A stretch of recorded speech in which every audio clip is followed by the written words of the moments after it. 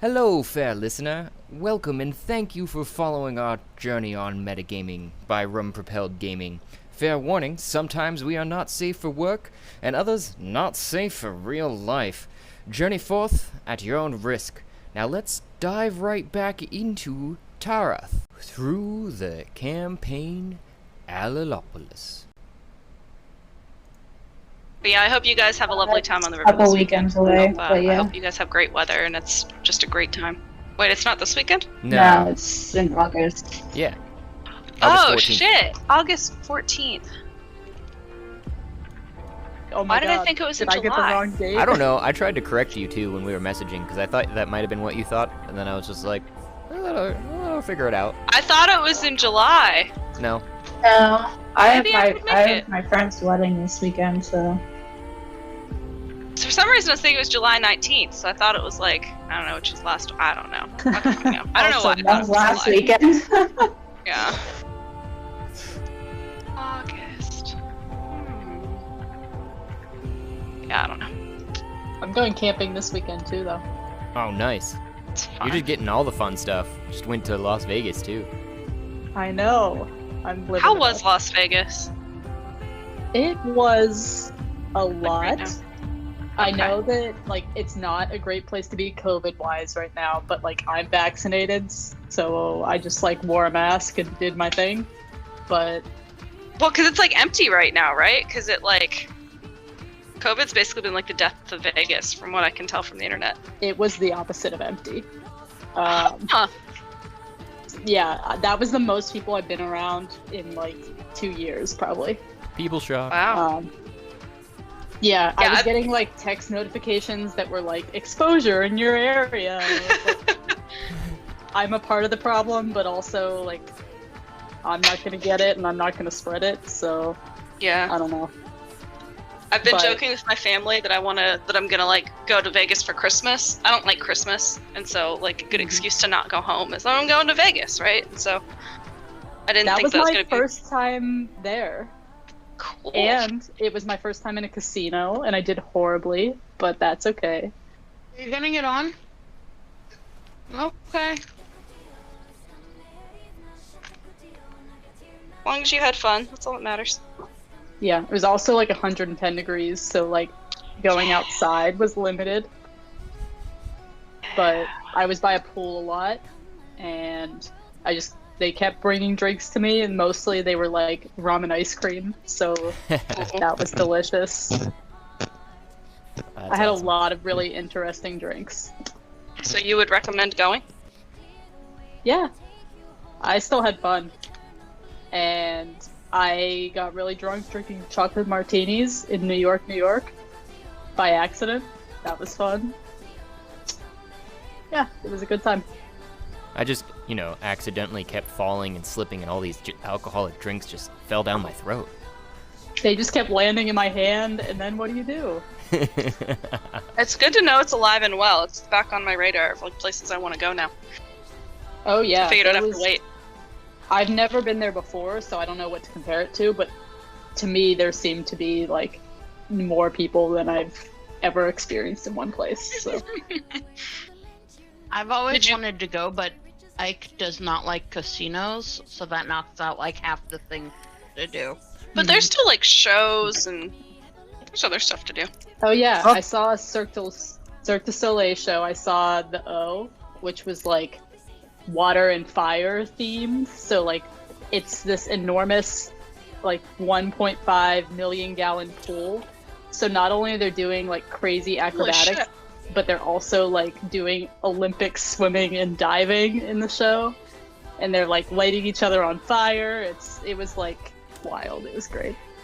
That's cool. Mhm. It's not that I don't That like sounds casinos, amazing. I just don't like gambling. That's all. I can relate with that at least because it irks me something fierce for whatever reason that I like work for the money and then I put the money out there and then I watch it just disappear, and that was like maybe like an hour, and then it was actually like 16 hours worth of my time in the real world of money. So those are the thoughts that go through my head whenever I'm watching my money disappear. No, Yeah. I feel you. I wanted to try roulette just to like be at a table and experience it, but there was like a $15 minimum bet. So like I Oh showed yeah, up. that's stupid. I showed up with $100 and I was like, okay, like that's big for me. Like I'm not a gambler, so I was like, I'm gonna have an experience. And then like 5 minutes later, I didn't win a single thing, and then I was like, well, I experienced it. It was terrible. And it's over. Yeah. Now recording. I hate my life. Hi, Sarah. Fucking Craig. Bye. Hi, Sarah. Hey. Hola. I poured ginger all over my avocado toast. If that makes you feel better. Ooh. I feel like it has to accident. be a new millennial thing. No, it was Yeah. an accident. I thought it was cumin, but it wasn't cumin. It was What's that? ginger. Oh, like ginger. Yeah. I Like, don't it's know. totally an accident. Yeah. I don't know why. I totally thought you meant like I thought you said ginger ale. Oh. I was like, well, that's you poured it like. It wouldn't surprise me if that was the new brunch thing, like ginger beer on avocado toast. But Yeah. yeah, no, like What? ground Caramelized- powdered caramelized ginger, ginger that I beer. thought was cumin. Very nice. I'd actually try that, but I also eat anything, so. Well, I just poured a bunch of cumin on top, and I'm trying to ignore it, and I can't really taste it. Oh, So that's surprising. we're just That reminds me, Trucking Josh. on. I have some salty chocolate for you. Ooh, I love salty chocolate. I am the human I trash bought can. it. I bought it, and I was like, "Oh God, this is so salty." I was like, "All right, I'm gonna give this to Josh next time I see him." Yeah. Giggity. Yeah, anytime I like buy something new and then I end up not liking it, and next time I see Josh, I'm like, "Here, Josh, you can have this." I've tried That's to fair. I've tried to tell Bree that this has been going on since at least high school, maybe earlier, but. Oh no, That's I why- know it has. It's just great because then I feel better about not wasting food. That's just why I was figuring Olivia was bursting out in the laughter there too, because that's still. Oh yeah, no, I knew they all. all the knew. meanings of knew that phrase. They understood. All of them at Yeah. the same time is great.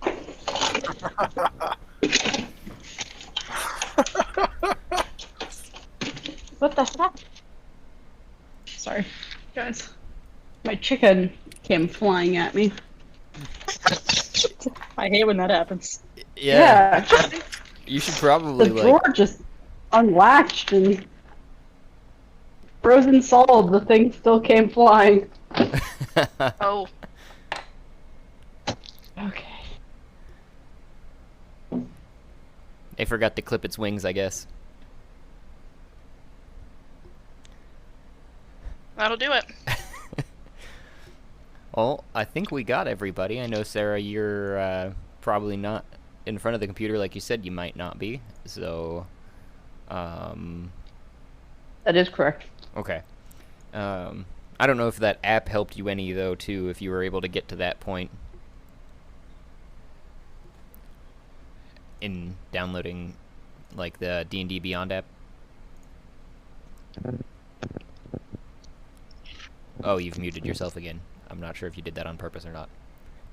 Yeah, I'm muted because I'm chomping on something. Oh. Okay, sorry. But I had a really busy day today, and Yeah. I have no idea what you're talking about. So Well, I let me look. yeah, I'd sent it in the group chat there on Facebook, and I even linked it so you can just click on that if you don't want to go to the Play Store. I figured for your convenience, and because you were talking about getting Mike to print you off a character sheet, which you can totally do too. I just figured the app might be easier for everybody's sake. But if you've already got a sheet, then that doesn't really matter. Nope, didn't even get to that today. Okay. But I did download it, and I'm opening shit. So we'll see. Yeah. Is there something busy happening at work? Should I be busy? No, No. I wasn't able to be there yesterday for bereavement, and so just catching back up, and ironically, it's like, oh, you were gone because you were sad? Great. Now I'm gonna make you even busier the day after, so that's cool. Oh. Yeah, everything's in there. Would you look at that? Nice. If you have, so you do have Shia in D&D Beyond? Yeah. Oh, cool. Because that was the one thing that I wasn't sure about with it. What you can do too is if you, I was just looking at it. I'd said that I could roll for you, but I don't think you've ever actually joined the campaign in D&D Beyond for Alalopolis, as opposed to Manipolis, you know. Because I see Zeph, Squall, and Thea, and Heron actually too. But if you were to go in there, that's an option for me to do your rolls from there. But I think you should even be able to roll in the app, but it won't translate into Astral from the app, unfortunately. Yeah. That was the only. I'll just say. Where's the link to add my character to the campaign? And because I did it with. I just sent Manopolis. it again in the chat, in Discord chat. I see it. So that everybody has it again. But I do have it pinned. Thanks, DM. You're welcome. You're the best. I try. You're the best. You're the best. Okay. You guys have just climbed up some cliffs here too, and made it to the base of some engraved stairs. And Squall had reported back after scouting ahead, saying that there were some large birds beating their faces into the ground, and there was an even larger bird up in the sky, and there's also a cave ahead.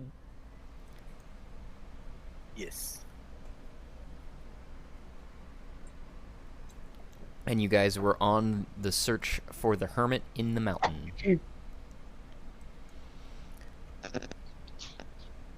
What was the Hermit going to tell us about?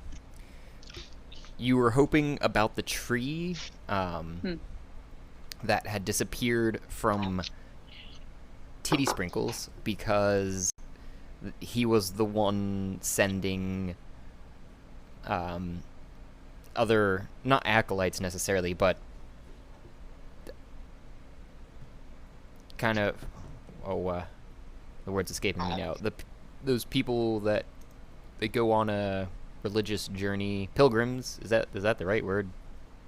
Pilgrims, yeah. To the tree to seek enlightenment and such. Wasn't there also something about he knew something? Because we're going to, what's the name of the town, like the city we're going to help save? Gargant, yeah. So he knows something about because I listened to the episode I missed where we were talking about why we're even going to see the Hermit, and he knows something that's going to help us when we get there. Or was it just about the tree? You guys were speculating some different things, that's for sure. That's what I remember specifically. Yeah. I remember talking to him was going to help us when we got to Gargant. Talking to him was more beneficial than going to Gargant without talking to him. Mm-hmm. Yeah, it was supposed to be he's going to tell us more about the tree. He knows maybe why it disappeared, and if maybe the tree is linked to the disappearance of Gargant.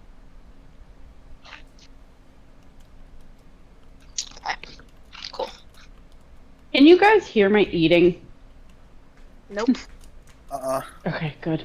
Do you want us I don't want to be that person. No, I definitely do not. I just think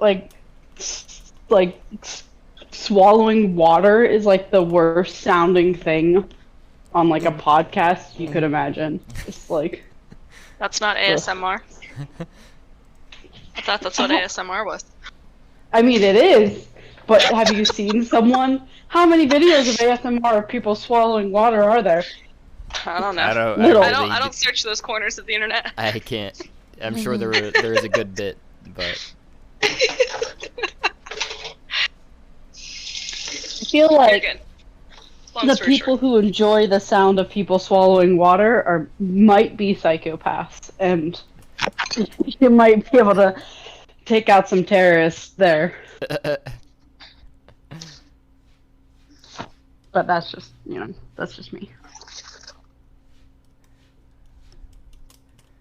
I don't have those same problems, but I can see where you're going with it. I mean, it is a little unsettling. I always go back to my silly youth and think of it as other things, so that's just me. Anyways, you guys are finishing up a meal too, if I remember, and sitting here on this cliff. I don't know what you guys ate, actually, but you did sing a song too for us, Shia. If you do recall, it was a bardic song of rest that you had some time to think about. I don't know if you actually came up with something for that or not. Son of a bitch. On any other day but this day. Did I tell you the week I've had? Yeah. Okay. It's only Tuesday, so yeah. I figured it. No, I mean like last week. Oh. Like the accumulation of events that has happened.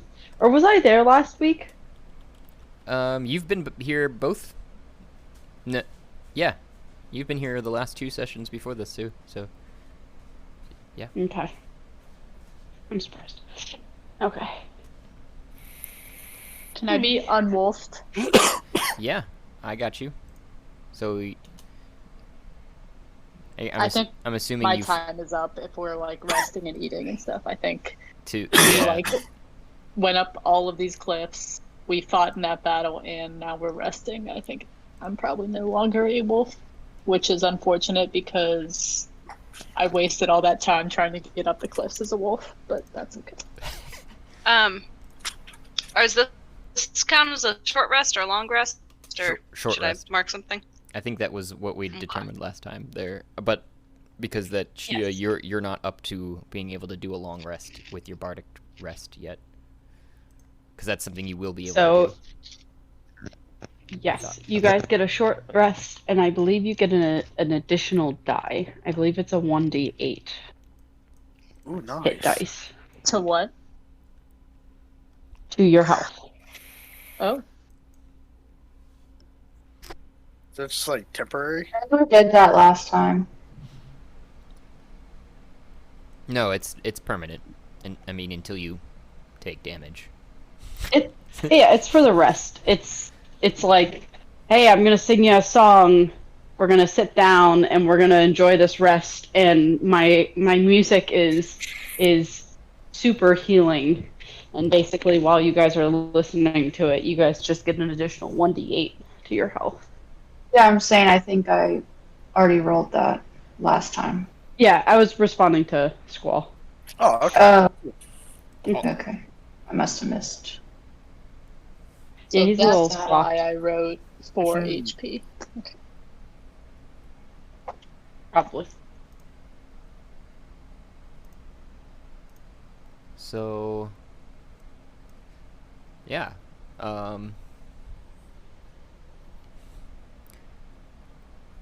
what you guys doing? I know she can't move, but Oh, that dope inside you. So do we still have more cliffs to climb up? no. Currently, you're standing at the base of some stairs that are engraved in the side there, that go up to a another landing above, basically, that you could see. Okay, so in as little words as possible, Mime is going to volunteer because Mime is little and sneaky, and we know that there are giant birds up above. They're going to volunteer to like climb up the stairs and go get a better look and see how easy it is to get. We know there's a cave up there, right? Because Squall scouted ahead. Yes. Yeah, Mime. I'm gonna or cast Pass Without a Trace on Mime. okay. Wait, is that on one person, or is that like a square footage? Oh, range is self. Yeah, you can only cast it on yourself. Uh-huh. Wait. No, each creature you choose in 30 feet of you What? That's weird. It does can't say be range. tracked except by magical means. It does say range self though. Yeah, that's weird. Huh. All of you are gonna Cool. be stealthy. Yeah, Okay. I guess that Fuck yeah. that would be how it would work too, because it says for the duration, each creature you choose within 30 feet of you. So basically, you guys all have to stay within 30 feet of Thea, and there's this kind of bending of light and creating of tracks Lightness, being because covered. we don't make tracks. Yeah. Cool. So let's form a conga line behind Thea and make our way up these stairs. Sounds good to me. Yeah, but some perceptive puts her person go maracas away. before me. Say that again, Thea. Some perceptive person that knows what they're doing should go ahead of me, though. Who is this? That's me. That's Zeph. I changed Okay. my Okay. outfit. Thanks, they have blood on them. I'm pretty perceptive. I can go first. All gonna do a sneaky.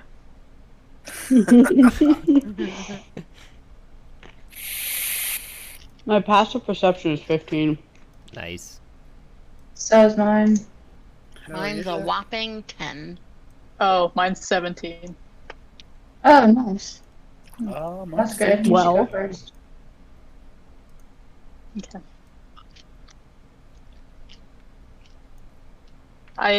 I'm imagining this conga line is us being sneaky, and then like Shia is in the back, like singing a conga song. I'm almost tempted to roll against Shia's ability to like withhold bringing out her maracas.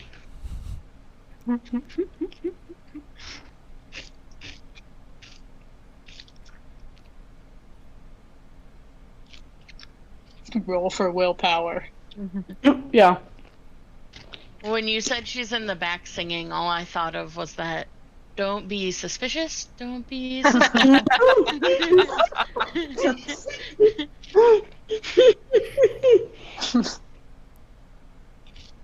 I'm stuck. I've hit a black map wall. And confirm. The path Oh, seems here's to go the this way. cave. Yeah. Is that a cave? Yeah, I didn't think it Oh. was either. And then he pointed out, and then it That- all became too clear. Via That bird as invisible? soon as you get there, I wanted to see something here. Okay, let's go in the cave. Oh, this That's is the massive cave. I bird. see it now. It's Plus like a 10. giant bald eagle. Uh-oh. Just roll a stealth check Can't see us. for me, everyone. What? Gotcha. Add We get- 10. You Oh, get shit. plus 10 bonus, yeah. Not wait, a saving throw or like a across the top thing? It's a It's stealth. just a stealth. It's a sneaky. It's the one that's. It's not a check. It's a- Dexterity. Oh, Yeah. strength, sorry.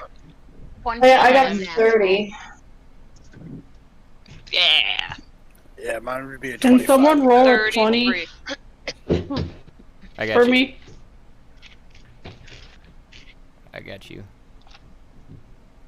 Yeah, you're in here now too. I can roll it actually from D&D Beyond here, so that it has your modifiers. Because I don't want to do that to you. Oh, you have your modifier probably too. So you know. I was like, I just memorized. I know my passive is but perception is +5. I was like, oh shit, that's a different one. Okay, sorry. You're Awesome. alright. It's a DM in 3. his house. Oh, A plus 3. Not awesome. No, it's a plus 3 okay. with a 10, so you got a 20.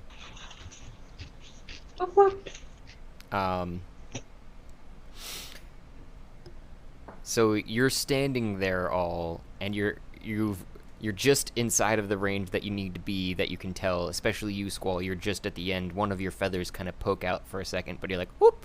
And you're standing there at the edge of this cave, and there's this giant bird that you had noticed, as you told everyone, in front of the not directly in front of the cave necessarily. He's, hundreds of feet up, and you can still see his shadow on the ground. And he seems to be circling in front of the cave, though.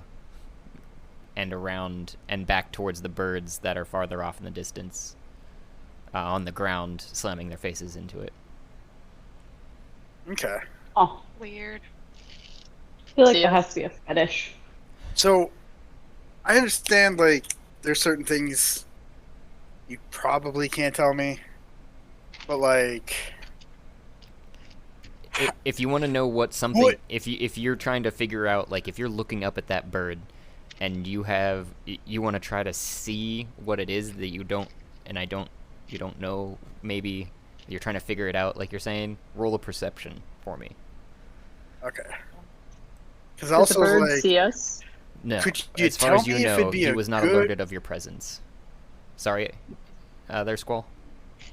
My 7 was only a my perception was only a 7. Oh no. No, I was like, if you could, like, point me in, like a guiding hand to be like, this is a good or bad idea, because, like, I have the ability to speak with animals. I'm a bird. Mm. He's a bird, or it's a bird. So, like, We's a bird.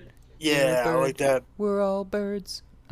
bird, like, bonds. If I could see if this guy's hostile or not, or to see if it's hostile or not. So with your Is that a good idea or a bad with your idea? perception, if that's what you're trying to perceive in that, so I Insight. appreciate your description of that, at least. So now it gives me a better idea of what you're trying to do. You're noticing the bird does just seem to be kind of gliding about. Doesn't seem to be, just with your understanding of flight, obviously, as well. He doesn't seem to be on the hunt. Necessarily, almost like he's protecting something.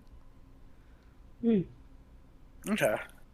I would probably like to, like, relay that to the group, like, hey guys, like, it doesn't look like he's actively searching for food, but maybe, like, defending its area in some way.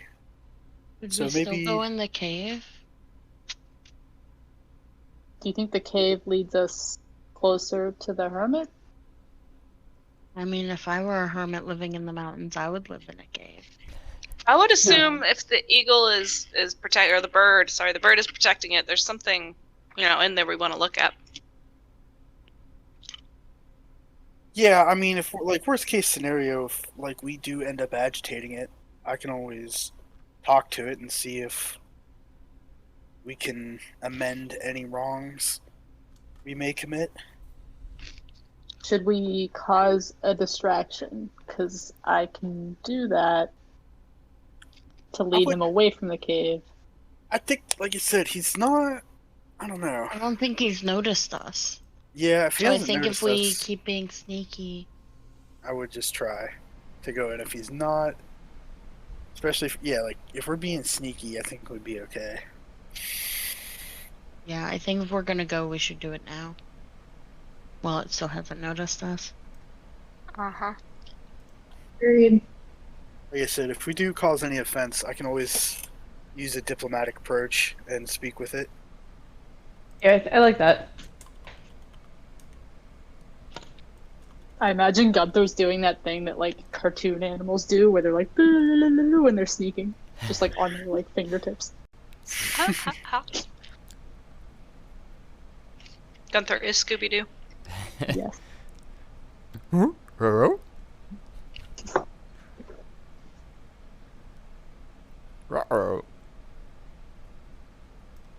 Okay, we're sneaking in. Into the cave? Okay, that would be another stealth check for me, everyone.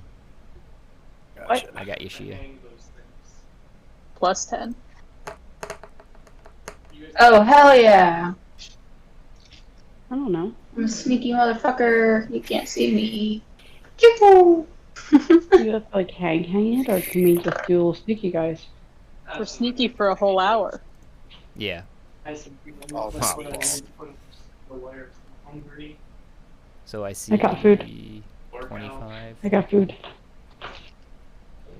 Mhm. 24. That's nice. There, April. Mhm. 29, Gunther. Jeez. So you guys weren't noticed when you went into the cave.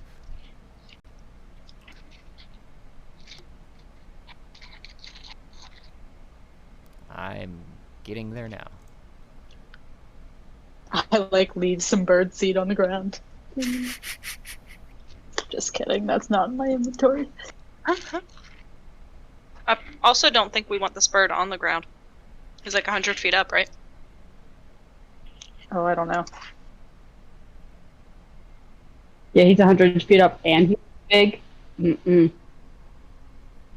Good call. But we know from experience with Squall that if things go bad, we just need to throw breadcrumbs in the opposite direction. And then Yeah. But Squall, the key is you can't follow them. we lose Squall because we throw breadcrumbs. Yeah. No, Squall turns into like huge dramatic scene. We're like sobbing. We're like, come back! And he's just like drooling slow motion.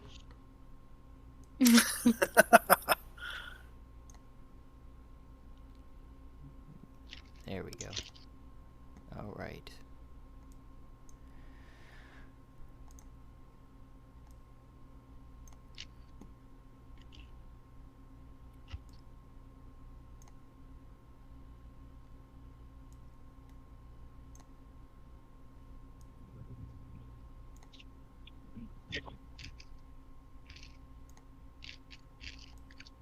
Slowly getting everyone dropped in here. I think we got...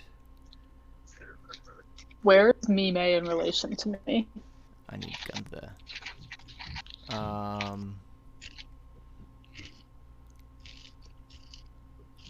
Were you guys walking in the front? I don't know. I was just dropping people. This is the challenge, honestly, of doing it like this. I know it's a request for Astral, and they might work on it, is like teleporting triggers, you know, like the things you guys press and open boxes and such, that you'd be able to like press on something on the like a doorway like this and be able to go to another map. The problem with putting maps inside maps is layering, and that it gets even complicated than that simple, just like boop, teleport to another map. And it's the same reason that video games, you know, have different maps, because it also gets too big at a certain point.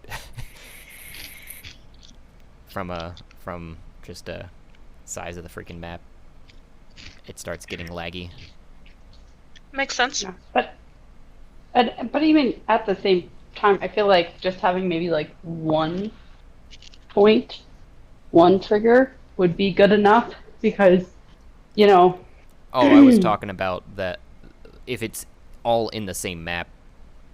So that's why you have to create separate maps a lot of the time, because you can't, by putting it all in the same map, it gets too laggy. That's the point I was trying to make.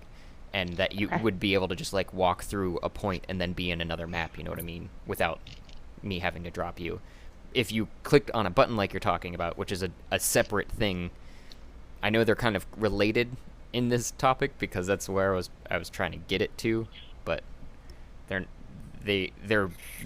different solution to the same problem, basically. But we've got, do I got everybody over here? I think I even got Shia right there. Mime, Squall, Zeph, Idril, Gunther, Thea, and Zabib. Yeah, I was wondering what was going to happen to him. I saw him lingering there in the rocks. Oh, you don't see him. Even though I'm not supposed to. Yeah.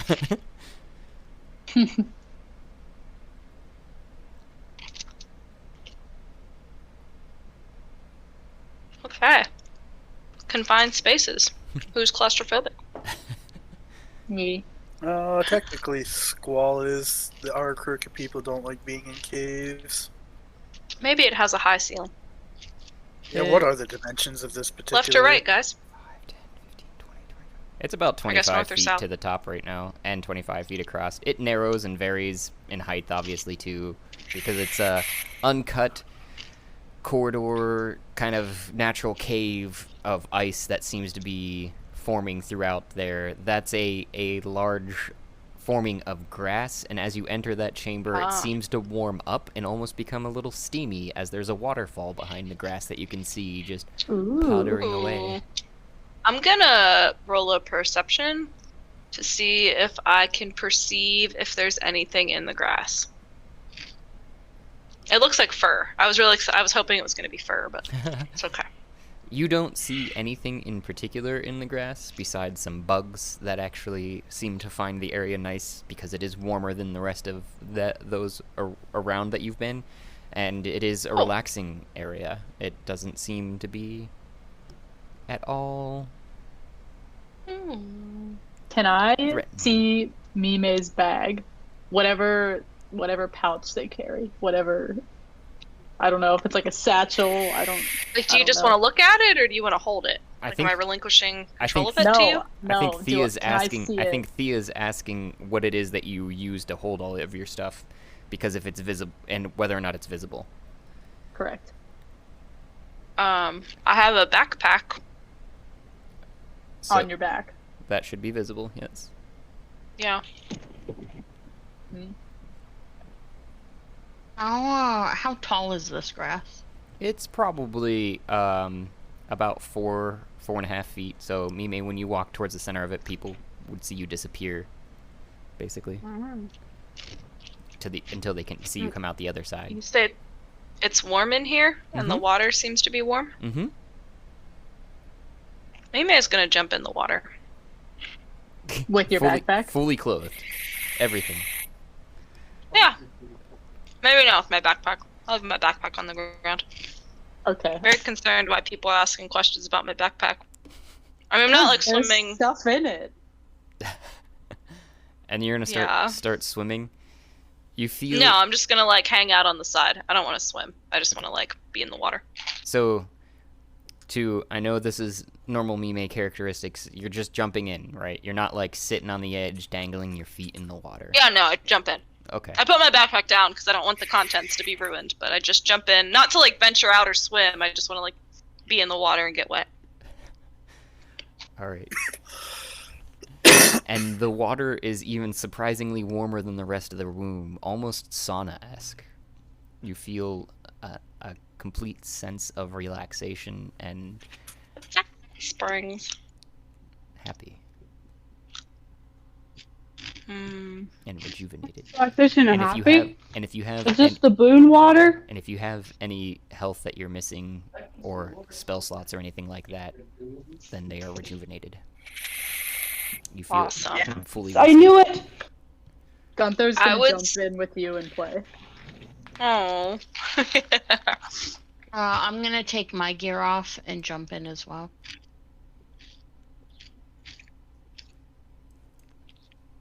So I don't have to pour any of the fun blue liquid in here.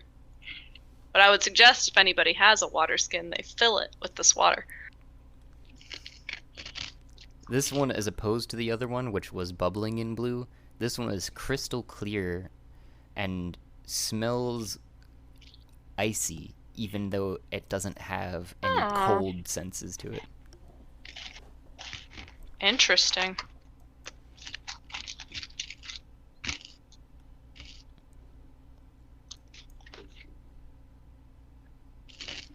Dude, hats off for a hot second. What if this was like, because you said it smells icy, it reminds me of our little snowflake bracelets. Like, what if this was like the entrance into the other campaign?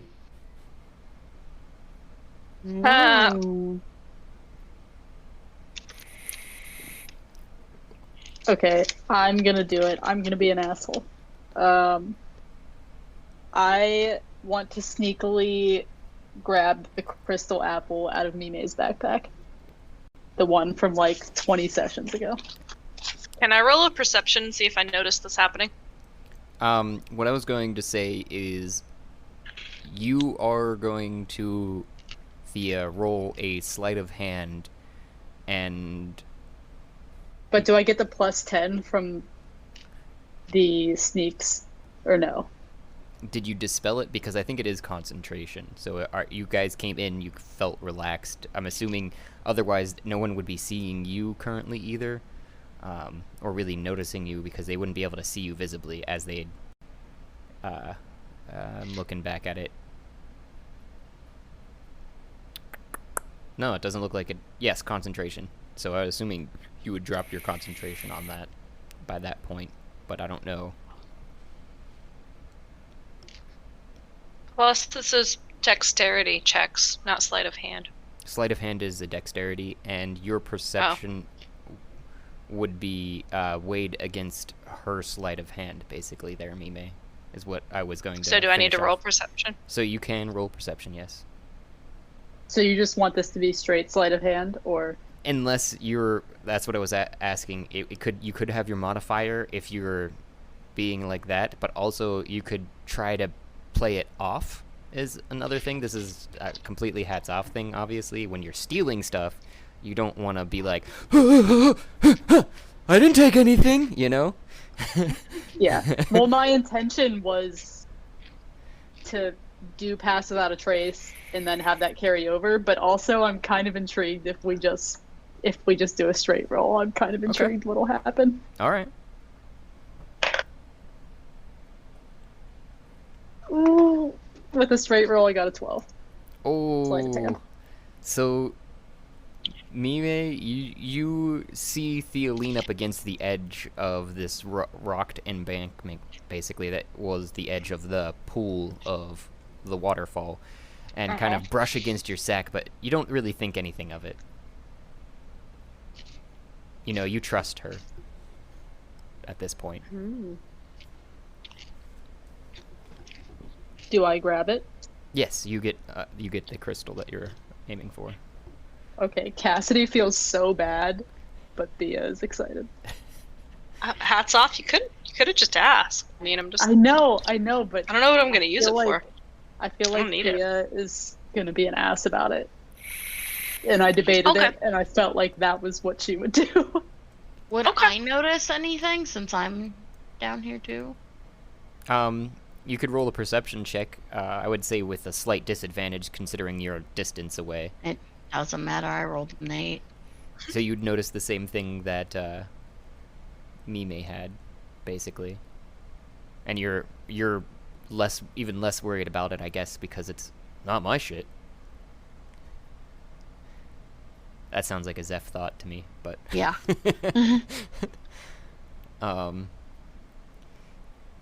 Okay, that's all. That's all I take. There's nothing else. Like, I'm not trying to steal from her. I'm just really interested in the apple, and then I guess I'll jump in too.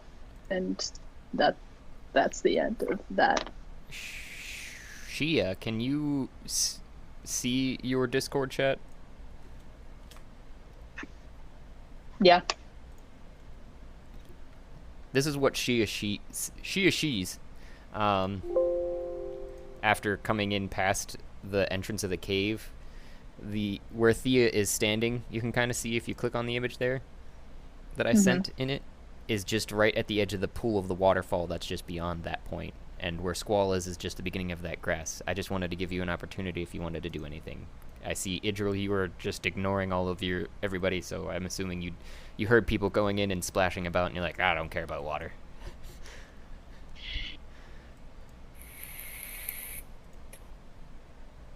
Nope. I'm gonna jump in too. Yeah, Idril kind of like immediately went the other direction because he wanted to peek around this corner and like see what was over here, to see if he could like You see get like an idea. a much larger cavern in front of you, also in ice, much colder than even the entrance where you were standing and where the rest of your friends had gone. There is a pillar of rock that doesn't seem to go quite to the ceiling there, but it is sticking out of what almost appears as a frozen floor out in front of you. Idris. I like stick my foot out and like see like, if it's sturdy to walk on. You can tell that it is solid, but it is also ice, most certainly at that point. So you can slide across it if you were to try. or uncaverned. Interesting. And then all I can see is just like a cavern, Yes. like nothing else. Yep. So, oh, never Okay. mind. Okay. I'm gonna come back over here. You said this water's warm, right? Yep. Can we Going to. see? Oh, go ahead. I'm gonna reach over to my backpack, like still in the water, but just like reaching over the edge, and I'm gonna grab a gold mushroom and I'm gonna break it in half, and then I'm gonna break that half in half again, Mhm. and throw it in the water and like kind of like splash it towards Thea. Do you eat it? Well, I'm gonna eat the one half of the half, like the 1/4. Okay. I'll eat the other half then if I Okay. grab it. Rolly perception. Or, perception. Yes. You have to perceive. No, roll a constitution. That's what I was trying to say. I like how we get one relaxing moment and you guys are like, break out the fucking mushrooms, like, time to chill. Well, I'm really glad this is where we're at right now.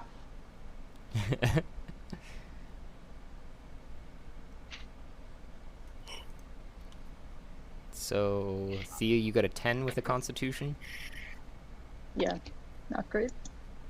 And Zeph, you got a 15. I see it now. Yep. So Zeph, you take the mushroom and you get a slight sense of numbness in your mouth, and as it slides down your throat, just along with the happiness that's happening from the warm springs washing over you, you just get this mellow feeling of, it's nice. Thea, you kind of get a little anxious. You look behind, but though, and you find Gunther and start petting him again, in comfort, Aw, as you guys a bad trip. Oh. bathe. Thea and, starts tripping balls. and then with she is slaps. and with the calming sense of the water around you, you are yet again calmed. And the happy, mellow sensation that Zeph was feeling slowly washes over you, starting in your toes and I tingling give up. Zeph a thumbs up. I give a Can I- thumbs up back. Can we see what's like at the top of the waterfall, or is it too steep?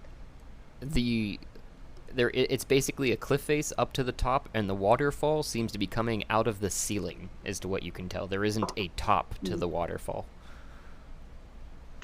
Okay. How tall is it?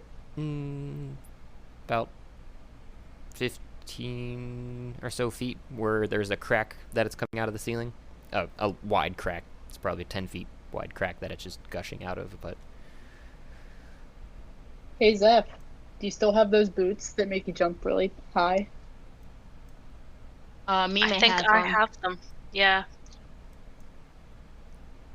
You want to see what's at the top of this waterfall? I feel like nothing in here should be warm. Can't be natural. We're really just swimming in a giant piss. Hey, if it's healing, it's fine. Hey, I hear... Yeah. I hear piss is pretty good for healing too. So I mean, it's sterile, so. Oh, do not tell me this is like coming from Zenith. We're just like in her downstream.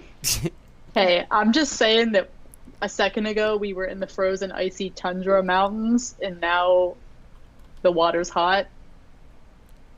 There aren't too many explanations for that, so. There are all kinds. Like, it comes from the center of the whatever planet we're on. Geothermal. Hot springs are a thing, and mountains, especially mountains. At least they are, normal in the world we know. Mhm. But I do have the jumping boots, and I don't know, will they get me to the top up this here cliff face? I don't know. I don't know how tall that is. Well, could roll a athletics. Oh no.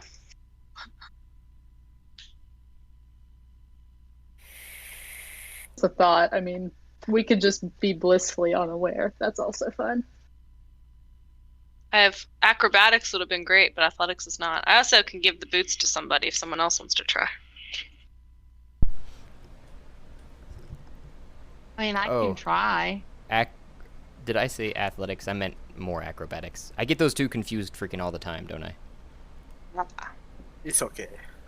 Now I'm like butter. I'm on a roll. Oh, Well, hurry up and somebody tell those Indians because it's intense now.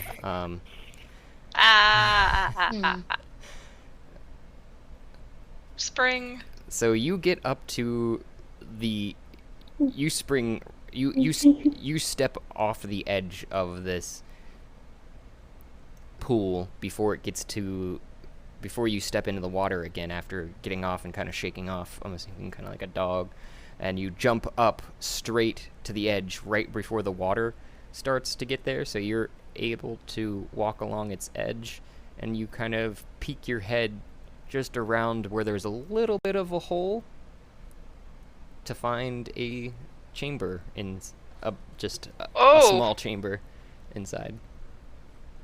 Oh. Okay. Is that a... I'm not really sure what I'm looking at. Use your words, woman. So What's up? I feel like the Book of Revelations. Have you heard like the descriptions of the angels from the Book of Revelations, where they have like 20 eyes and they're like spinning flaming wheels? Oh, like that's God. what the angels are. Like it's not that, but it's similar. Where any description I give you is not going to describe what's up here. well, I'll tell you. Mime, was that you? I'm really high. I can't tell if that was you or if I'm just seeing things. You're just like, God, whoa. she jumped so far. Wow. So what you're able to kind of gather as you stuck your head into there, you start to presumably start crawling in there in intrigue too, like ooh, and you see a very familiar gemstone, and it's surrounded by fire. Okay, I thought this was fire. I was like, I don't know if this is fire or some weird mushroom or. A familiar gemstone? Mm-hmm. Like our sizable or our heat stones, I'm guessing. It's purple, but it looks like it's blue in the center. Are there any trees up there? I don't think so if this is fire. Hmm. So is it completely surrounded by fire? Is there any way for me to get close to it? Where the water is kind of going across it in front of you, there is a gap in the fire that is continually putting that piece of fire out, so your small form could squeeze in between the flames, and they brush up against you, licking the sides of your cloth and drying you as you walk past if you were to. So I'm gonna like go into the water as much as I can, right? So hopefully only my head, or even not even my head, if I have to, like dipping below the water. I don't know how deep it is to get close to the gemstone, and I'm gonna touch it, like I'm gonna pick it up and hold it, and I'm gonna assume that the ring of resizing is gonna make it a reasonable size for me. And that's exactly what it does. And it is warm to the touch, almost too hot that you don't want to hold on to it, but you can tell when you switch hands, it actually hasn't done you any damage and wouldn't. You're kind of telling it's just a sensation that it has on you personally. I'm still gonna like pull up the bottom, like the bottom of my shirt. You know, people like hold things in their shirt. Mm-hmm. I'm gonna make a little pocket, like a kangaroo pouch, at the bottom of my shirt, and hold it in there. And it is resized to the palm of your hand, though. Cool. So And when I do that, does the fire go away? Is there any does effect? start to extinguish. Just. Does that mean the water stops being warm? The mass of it down Where's there, over there, not. But Thea can start to feel the cold permeating the water now. Ooh. I can't I'm a little worried. to make it warm. Yeah, so I don't know if I want to take this, if it's gonna... I don't know what secondary effects are gonna happen. Can I, like, yell down to everybody? You also have your torque. Ah, yeah, so I'm gonna use the torque. I'm gonna say, I found a gemstone, our crystal. I picked it up, but now it's a source. It's the source of the heat in this room. Should I take it? If I take it, the heat's gonna cease to be. What do we think? Cold Should I leave down it there? Here. I'm cold. Is it like the one? Is it like the hot gemstones we found before? Like on top of that tower? Where like the tree burst into flames and then there was the crystal left? I'm gonna assume that's the only. That was a really long time ago. Because it's not red. Weren't those ones red? I think they were purple too. Okay, Yeah, they were purple. I thought they were purple. Okay. Then yeah, I would assume this is the same kind. Guys, maybe we're killing the land by taking these stones. That's fucked up.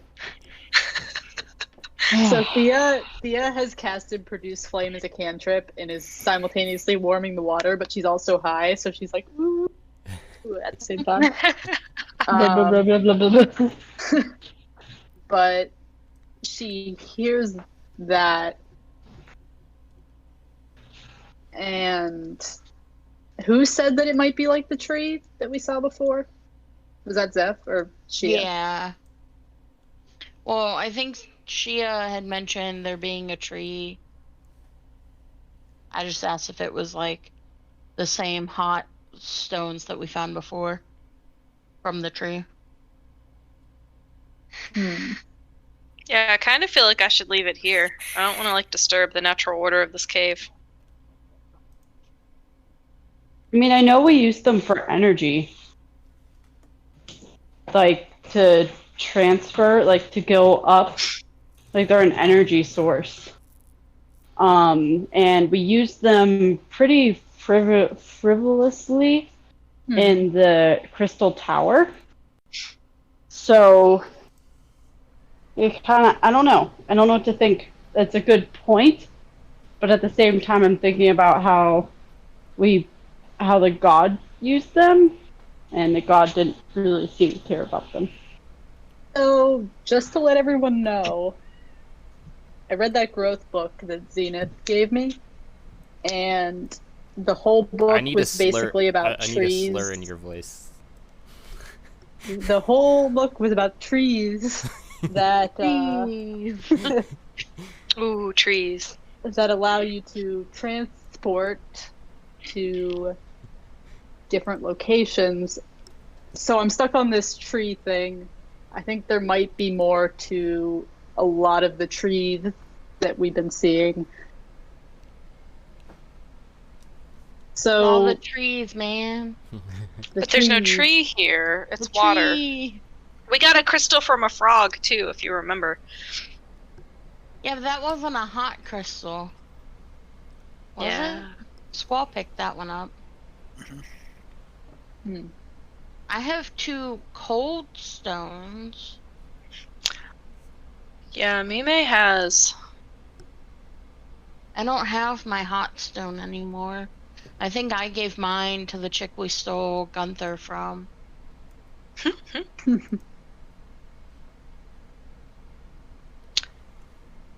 Mime has the green crystal apple from the blue tree, or at least Mime thinks they do. And a cold purple crystal.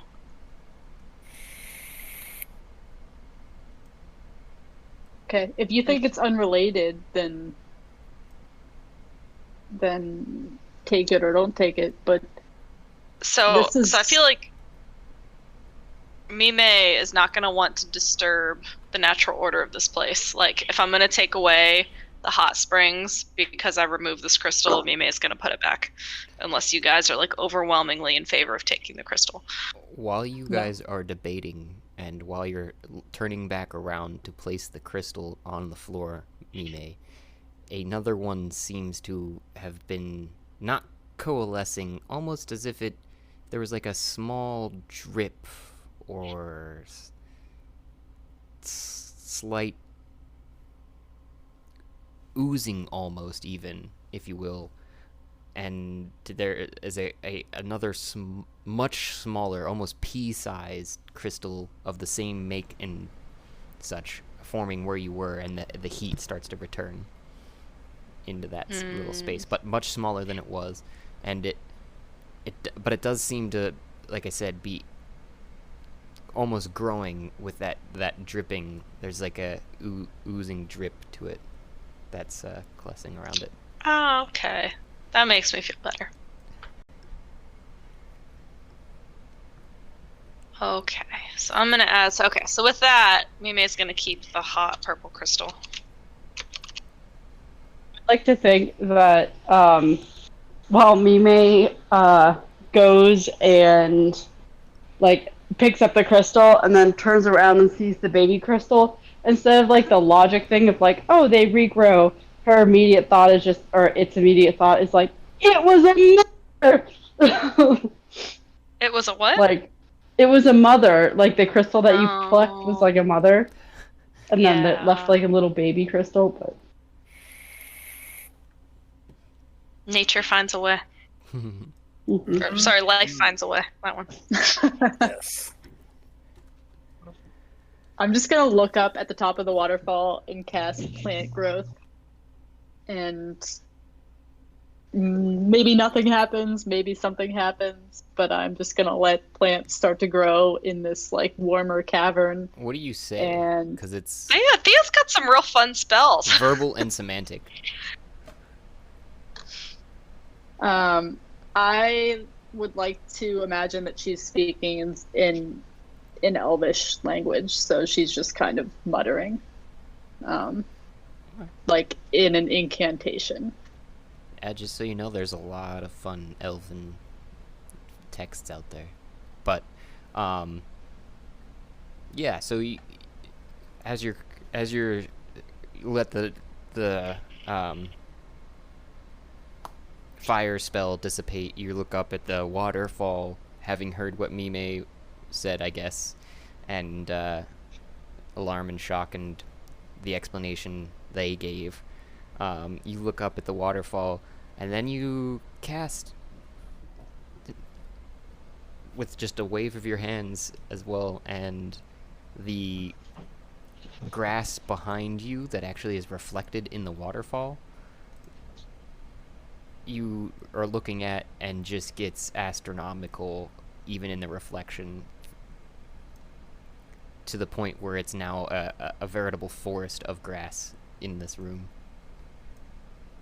Is it beautiful yet?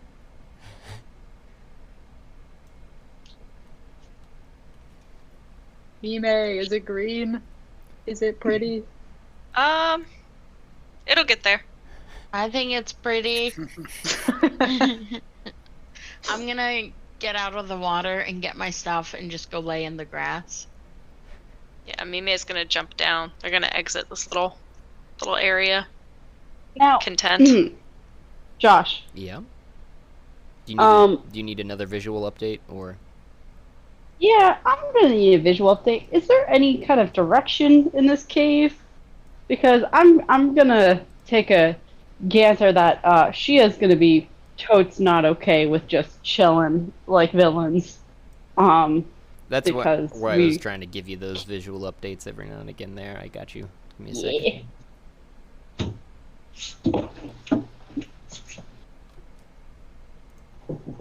I'm chilling like a villain. Thea, good job on the grass. It feels great. I didn't make the grass you're laying in, but thanks. I moved you slightly forward so that way you're in the giant grass forest now, but that way you had a better view of the waterfall where Mime disappeared up into.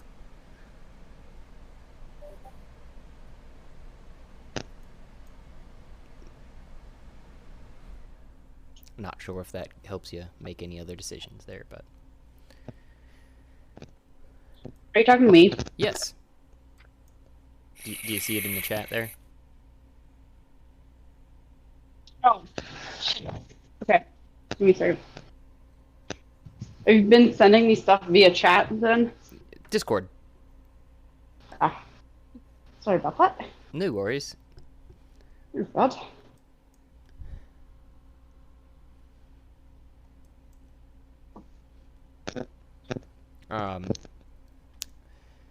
I know Zeph you went to go roll in the grass. What about you, Squall? You've just been pretty quiet through this experience of watching your two friends get high and another one climb up into a waterfall.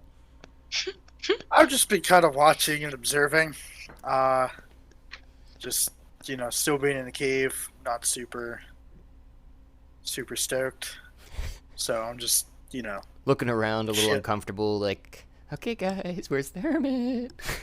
You want a Yeah. mushroom? It'll help you relax. No, Or it'll give no. you a bad trip. Yeah, tripping usually isn't good for flying. Get in the So- water. It feels nice. It's like a I'm bird good- bath. I'm good in the grass. It's soft and comfortable. You don't like bird So- baths? It's not that I don't. It's just it's warm here, but it's not going to be warm anywhere else. And if... I throw some breadcrumbs in the water.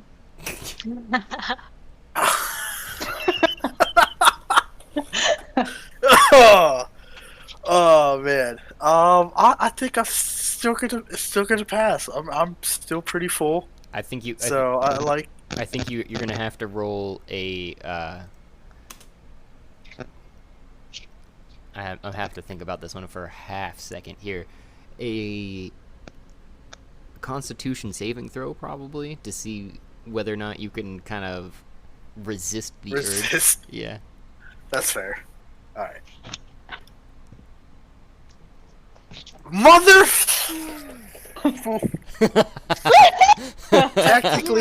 Technically it's a nat 1. So you see Squill. You go.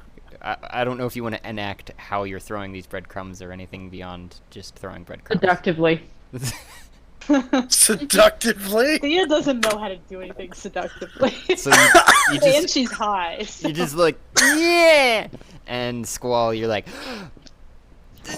and you're trying to hold back. You just fly straight for the bread before it even touches the water, and just pick it up in your claws and just. Oh, I feel like this is gonna be a horrible And you regain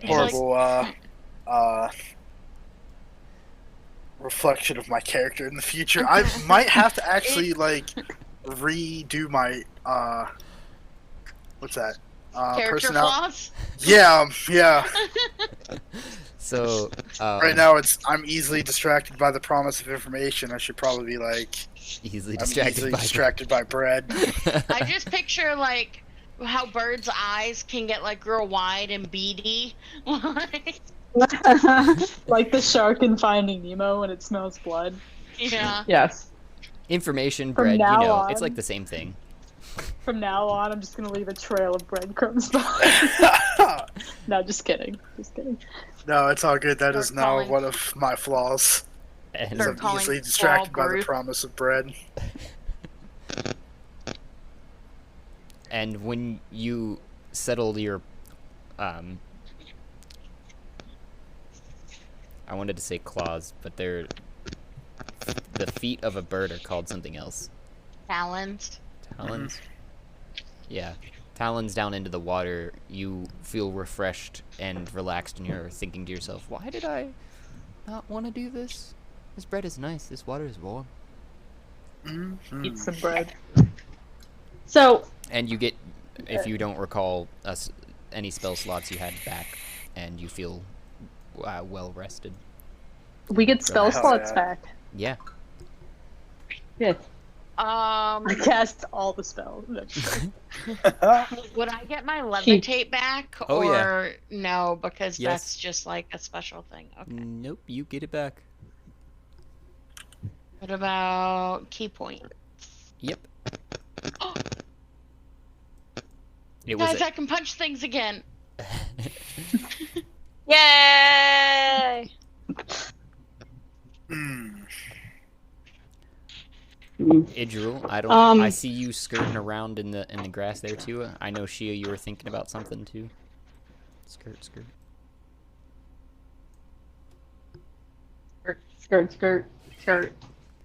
You're still muted if you're trying to talk, but. Oh. Bree. Oh. Yeah, I was trying to get to my unmute button. Oh, okay. So does this cavern like look like it's just like a dead end too? The what? Cavern? Like just Is what the word you used? Yeah. For the most part, I mean, it doesn't seem to go anywhere once you're in here.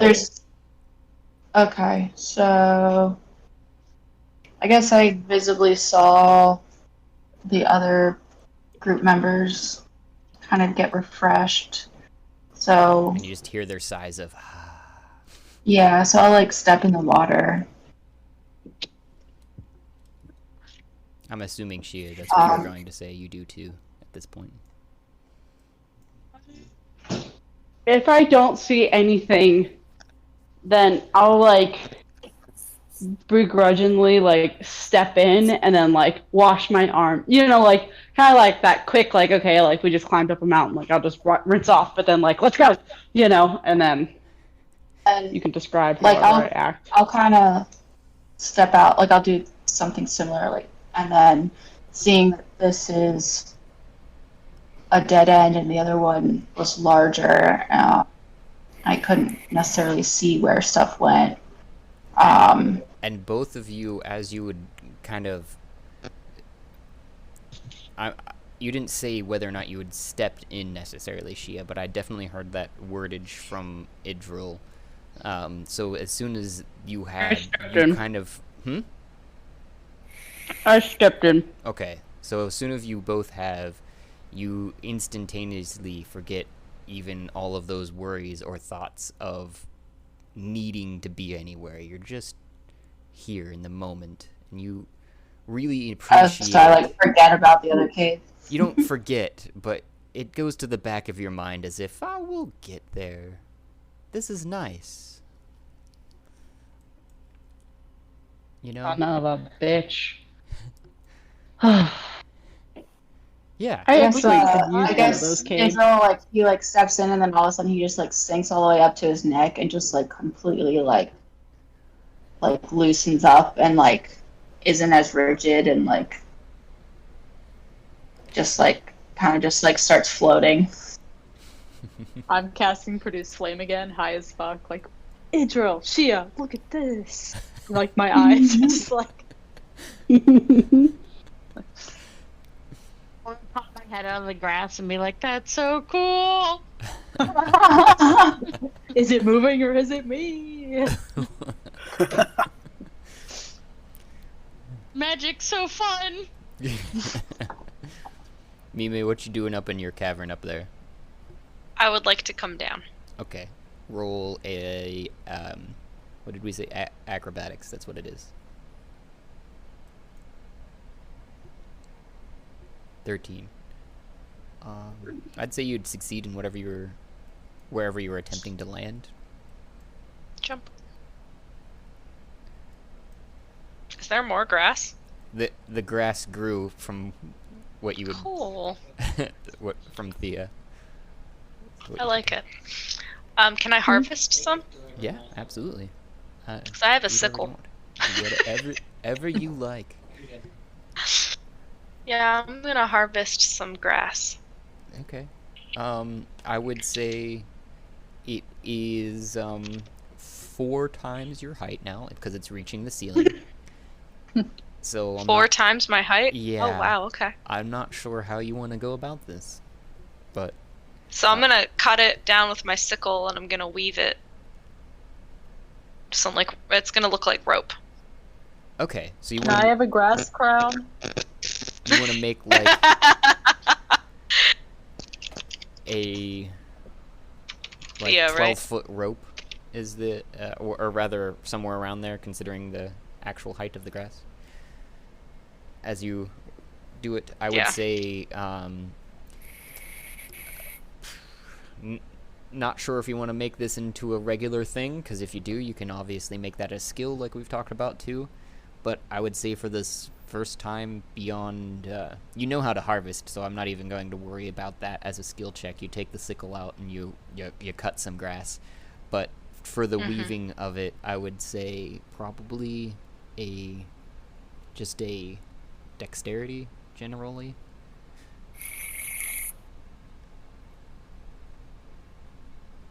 With your normal bonus, which it looks like it's a 3 on Astral, but I don't know.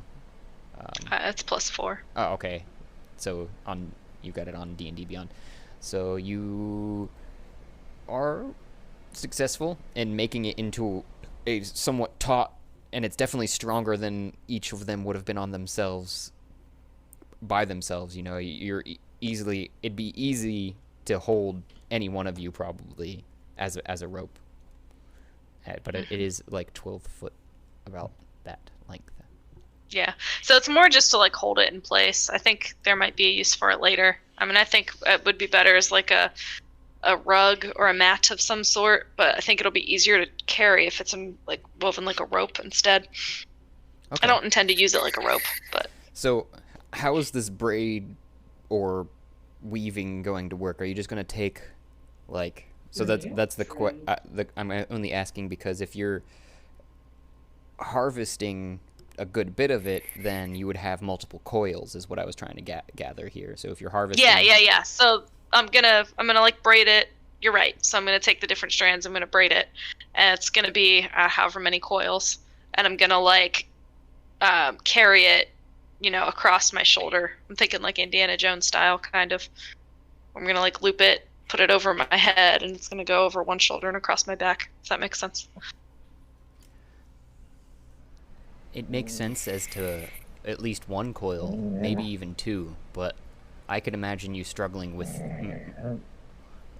3 of these 12-foot things dragging behind you. I'm sorry.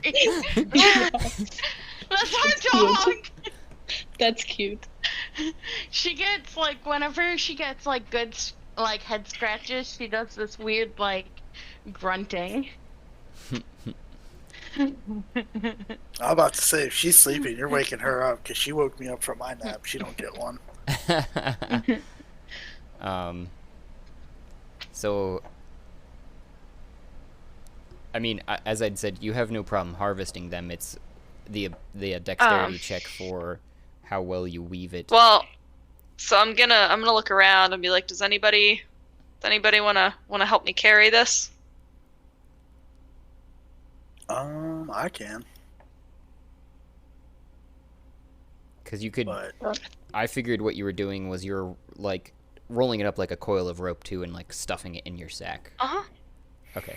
Gunther could probably carry some things. He looks like he's slacking. Yeah, I don't know if anybody else has any value in this, but I mean, I could put as much as I can inside my backpack. If anybody else wants some, they can take it. Or they can. Oops. I'll take some. As she, pretty full of I forgot body parts, but. Shit. Forgot about that. Or again, it doesn't have to go in a bag. You can like carry it over your shoulder, or I don't know, whatever.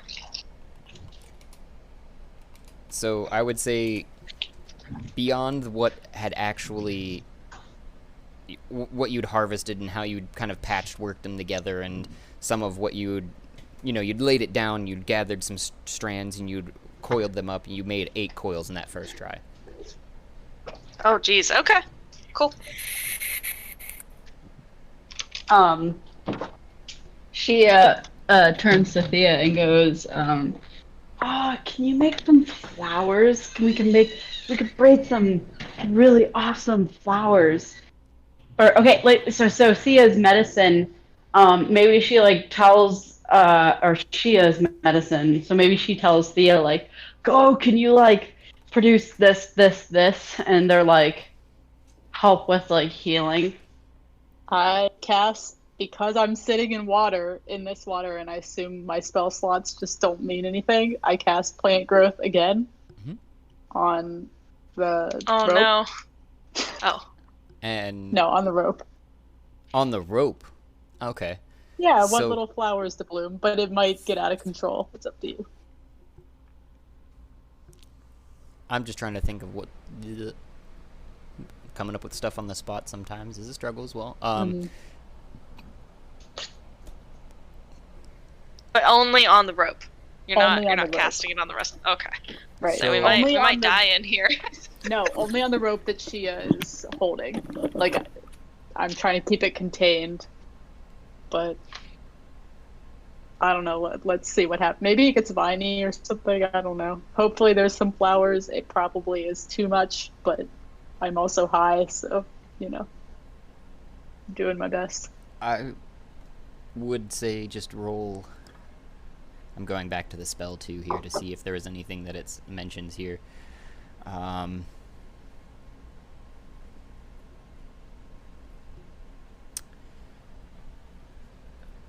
there's I'm not doing really- an incantation. I'm focusing on flower buds, Okay. but if you want me to roll something, No, we can see what happens. I was just trying to think on multiple levels here too. I was just going back to that to make sure that what I'm sort of thinking, I guess, makes some sense too. So you do such, and there are small little buds of grass flower that seems to propagate at the various tips where they end on each grass blade as per normal grass almost. But they slowly start to get a little larger. And they are a yellowish, almost white coloration. And they are, or would have been barely visible had they been their normal size. So that at this point, they're probably the size of Mime's pinky fingernail. No.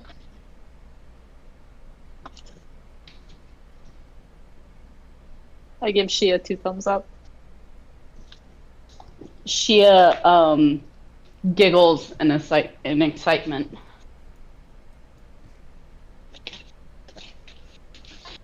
Are you wearing it like Indiana Jones, or are you? Is it? Do you have it in a flower crown? I feel like, because she grabbed probably a decent amount of it, whatever you guys didn't want.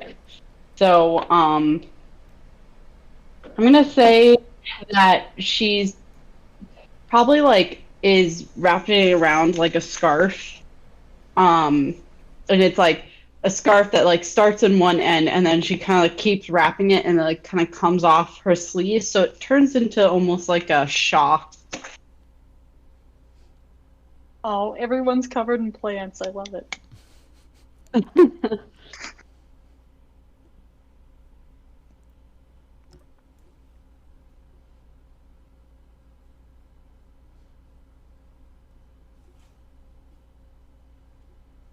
We should grab another one of those stones and put it in the water and make a hot tub.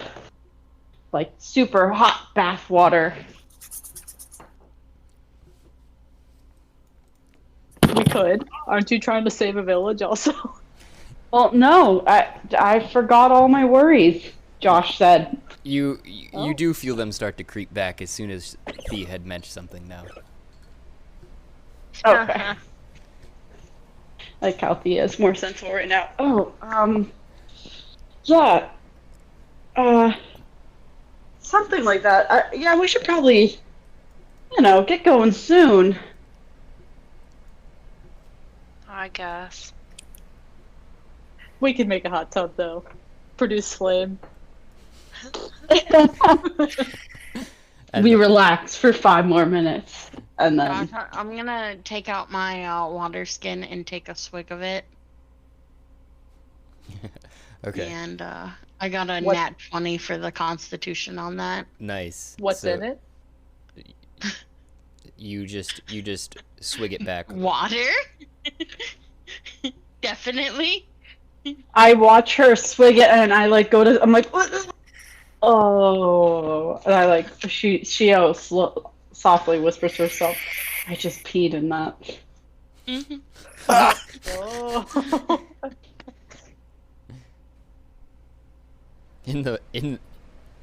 Wait, in my water skin? No, in the little pool. Like, we just relax. That's what I thought you meant. Like, yeah. Oh, She's in that's her funny. relaxation mode. Wasn't even Guys. thinking about. Oh. Yeah. The water starts What, turning. Josh? I was just gonna say the water starts turning blue. I was just joking.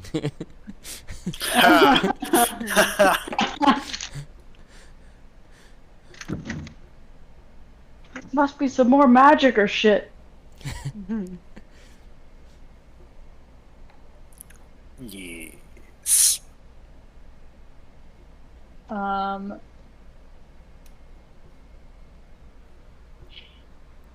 on. I'm gonna cast something. I just have a lot of shit I have to look at.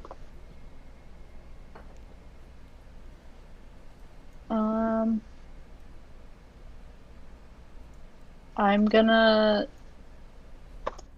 because spells don't mean anything right now, I'm gonna cast Conjure Animals, and I'm gonna make 2 giant eagles that are eating bread with Squall.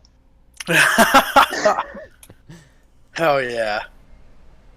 Just because I don't want you to feel bad about the fact that you were forced to eat bread. Oh, it's all good. Well, as opposed to doing that, I mean, actually putting those in there and editing the map for you there, I had something else that I was going to do here, which you hear a slithering coming up the corridor, as if a Oh, motherfucker, if it's a large, basilisk, I'm out. giant, scaly What the individual fuck? is sliding along the corridor, and then they slide through the grass, and you just hear a and you see this winged snake-like creature slide into the room and go up with its wings spread right at the entrance and goes, "Well, hello, Rum Rollers." How do you know our names? Oh god. Do you guys What the see fuck that, or is is it just me? I see it too! Yeah, it's kind of hard to That's not miss. reassuring. I What were we looking for? Not You're that. the, Not what? that. And this is Did it Shia track it? talking. Like, she's gonna go, you're the thing in the cave. You know something about trees? Maybe? Hopefully? Sorry. Oh, Mime's gonna get as close as they dare and just look at them and be like, "You're beautiful." Oh god. She's still tripping. Mime didn't Mime even isn't take tripping, but Yeah, so Mime's not tripping. Mime's Oh just god, loves that's even nature. worse. That's even worse. Mime's She's just sober. Mime. Oh god. oh shit.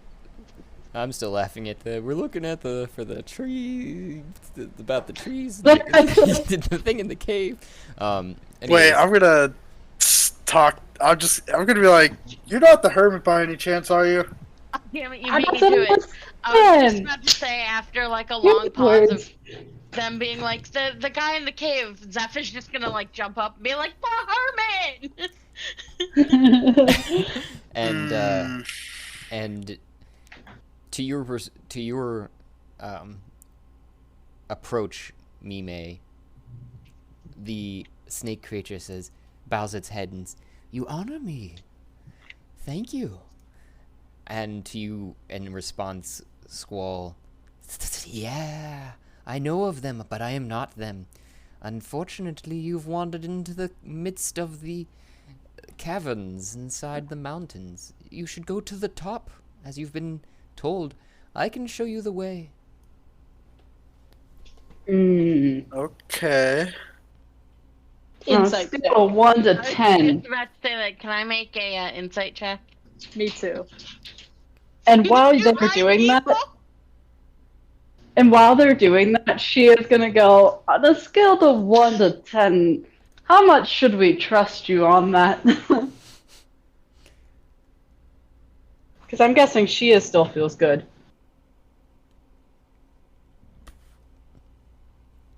Oh yeah, everybody stuff. is still very, very much relaxed. And while you guys are eyeing them up, the individual, you almost believe they're female just by the intonement.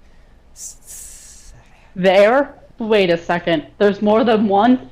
There is the nomenclature for Proper. unknown. Yeah, unknown Genderless. gender. Yeah, Got it. unknown gender. So she, as you perceive, possibly just also perhaps because of their beauty and their light, arid tone, she says, "Well, I notice you noticing me, and I understand your disregard here, but I am here to protect you, and I can attest to that for being one of the God-spoken as yourselves. But I am known more of a god beast, whereas you, that of the chosen, human forms. More human forms, That's a I guess really you could say. Polite way to say that you're nothing. I said that's a very polite way to say, tell someone that they're nothing. That they're nothing? I don't understand. Don't piss it off. Don't piss it off. No, Don't you're piss it saying, off. she's saying that, like, oh, I'm also on this, like, godly quest, except I'm the god, and you're, No, like, the chosen. that is not what she'd said. She'd said she is a god beast, whereas you are god chosen. Oh. Wait a second. That doesn't sound great Their either. pet? And she just says, and perceivably, you guys see. I mean, you can tell me what you're trying to insight check, but I think I remember whether or not you can trust them, basically. And in general, everybody is kind of getting this sense that this individual can't tell a lie. And Zeph and Thea, you both are kind of rolling back in your minds, and you remember there are these creatures of the gods, actually, that are chosen to receive powers more than what they were and become stronger and better, but for the reliance of that, they are to protect and help the god and harm no one, basically. Do you follow a specific Strange. god? I am of Alalopolis, as all creatures in this room are, including the crystal behind this waterfall that heats my bathing pool. I trust you. I get out of the pool and start following. Seems legit to me. The two high people are like, Mhm. yeah. This is why I don't ever get high. I really want to touch the feathers. Kind of noting that she introduces herself finally as, "My name is Zezrin, and I can tell, little one, you would like to pet my soft downy coat," and she lays down a wing for you to touch. Yume nods vigorously and walks up and gently, very carefully pets the wing. Just, I don't know, out of character, or I don't know, but like, how do we know this thing isn't like the snake from the Jungle Book, where it talks real nice and The is hypnotic eyes. But it's Yeah. so pretty. Because it has how do you? because it has do you rainbow do- wings. That's why. Yeah. All of the colors. Oh God! And as you're... Go ahead, Zeph. Oh, I was gonna say, I just imagine Mime being like little kid when you tell them they can pet a puppy after they've just been like staring down the puppy. Yeah. With a face of awe. It's not even just like, yes, I'm so excited. It's like, you're so pretty. Well, I've heard Squall's skepticism. What of you, Idril, over there? I know, Shia, you still have yet to say anything too, but you can't quite see the situation, which I'm about to update you on visually, so I'll get to you there.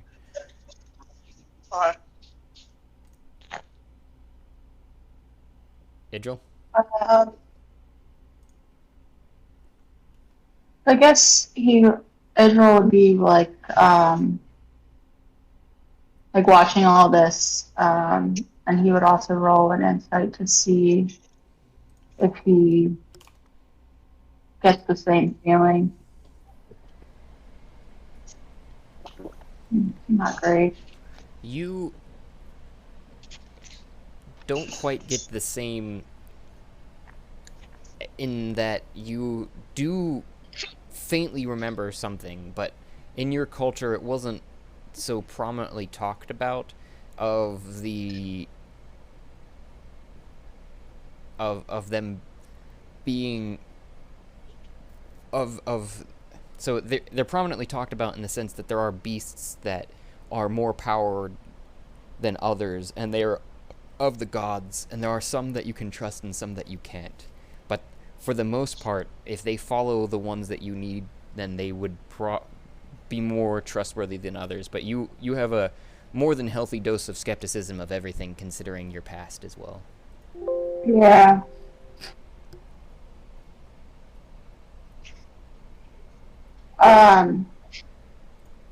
So he gets out of the water when the beast shows up, and then hearing them talk about what we were supposed to be doing, he kind of starts to get a clear head, and then walks over towards Shia, and Gunther, and it's like, hey, we're supposed to go find this hermit to help figure out what happened to this tree. We should get going. I think we've spent enough time here.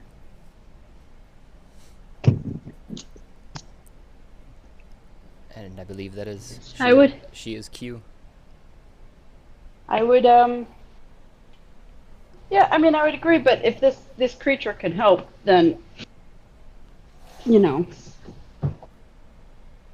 we've been struggle busting our way up there, so it might be good to have some help, unless we just want to get going. And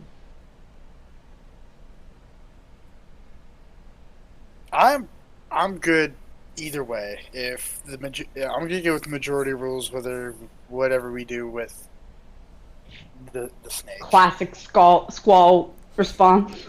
It is. If we let this beast help, we should be wary. So Keep an eye on them and only tell them what they have to know. I would agree. as you guys are kind of whispering to each other, and Squall, you'd said a little bit louder, obviously, the Zezrin was able to notice and kind of slithered out their full... I can't actually do this with their character token. They're just purposefully like that. But slithered out their whole length, kind of encompassing the whole party, and says, if everyone would like to hop on, I can slide on up to the straight to the Hermit, and you won't have to worry about another thing. We get to ride you? Hop And Duff's on. just gonna jump on. Yep. See, you just said I don't have to worry about another thing. Now, do you mean any other thing, or do you just mean about, this hermit? Getting up to the rest of the mountain there, Shia Gargant. Oh! You used my full What's name. your name? Oh, Wow. shit. Ugh. I see it. That was a power move. I get it. And she skeptically steps on and then like holds her little hemp flowers a little closer to her. I'm assuming Idril and Squall. I'm not sure. I don't know what. Yes, Squall's gonna get on the snake. Snake. Israel will. Yeah, he'll follow Shea. Both very reluctantly, Shares as move. you can hear in their Yeah. tones. Pretty much. And you just hear her say, "Hold on, little ones." And Oh dear. See, it's like stuff like that that just doesn't give me a good vibe. You work on that. she's a patting her. freaking snake. What do you want me to do? She's a snake with wings. Yeah. Majestic. I trust it fully. We're good. No questions asked. Demi, Fine. you are in front of all of my characters. How am I supposed to see them? I know you're cute and all, No. but like, I've got a really long list. Okay. Wait, characters plural? Yeah. Every character that you've ever met is on the side of my screen. If I go to it. Oh. And if I want to move one from one map to another, I have to scroll through a lot. Do And I wow. know what kind of creature this is? Is it an animal or is it natural? Is it you would, but for the life of me, and I've actually looked it up lore-wise, but my brain is blanking right now. So Yeah, it has a name. I can't think of what it is either. if But you I know this thing has a name. if you find it while I'm looking and jumping maps here, let me know, and let everybody, or at least just let Thea know, because Thea would definitely know. You like the cat butt? Kitty cat. Kitty cat tail. Cat butt. I think I'm not dropping people. Oh, I am. Am I dropping people? Yeah, you guys are under the snake, though. That was weird. Wait. This is a complete side note, but I am volunteering to walk dogs at a shelter near me, and I have to take all these like online courses about like animal behavior, and your cat was displaying very happy behavior. Oh yeah, she loves butt scratches. His tail was upright and turned down and not against his body, so he's living his best life. Yeah, The candy cane tail. Mm-hmm. she is very, very happy most of the time whenever we're playing D&D, funny enough, because whenever I talk to, she just comes to me. She's much more like a dog in some ways, I keep thinking, but that's not. She probably feels comforted by your voice or something. It could be, yeah. She has night terrors, which is terrifying Oh. for me, and probably for her, obviously, too. But whenever she does, I just kind of wrap her in a blanket, because all her claws are fully extended, and she's flailing dramatically, and her mouth is open too. So like, there's no other good way for me to like comfort her, because otherwise she'd just be scratching the hell out of me. And I just, shh, it's okay, Demi, you know. So it probably has something. What's to her do with name? it. We call her Demi, but her full name's Demaron, which is harder to say for some people, so that's why Demi. Yeah, if you eliminate some of their senses, it helps, because it can be overstimulating. That's definitely her. She's a very scaredy cat, so, and gets overstimulated easily. Oh. Do I have everyone up Yeah, here now? I'd love you to take your newfound knowledge, Cass, with Zelda and Kate, because I mean, like, I think the gist of their playing is that Zelda is super crazy high energy, sleeps only about like 6 hours 6 to 8 hours every day, and a cat's normally supposed to sleep 16 to 20, and Tate sleeps like 20 to 24 hours a day, and so like Zelda's like, I want to play, and Tate just like, fuck off, and then Zelda will push Tate's buttons. So it's like, it's not vicious, but it's just more like an annoying sibling. Did that behavior change when they started living together, or has she always been like that, Zelda? Zelda's always been high energy. Yeah. Yeah. Neither of their behaviors have changed since they've been living together. At least they're coexisting. I feel like that's best case scenario. Like the That's what I video you keep sent getting. the other day was so cute of them like they were both sitting in the window and they were just like doing their own thing. That was so cute. Yeah. Yeah, they're cute every once in a while. It happens.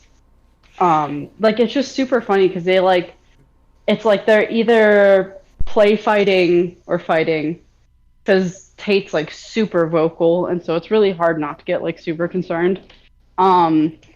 Because like after they're done, their tails are up and they're happy.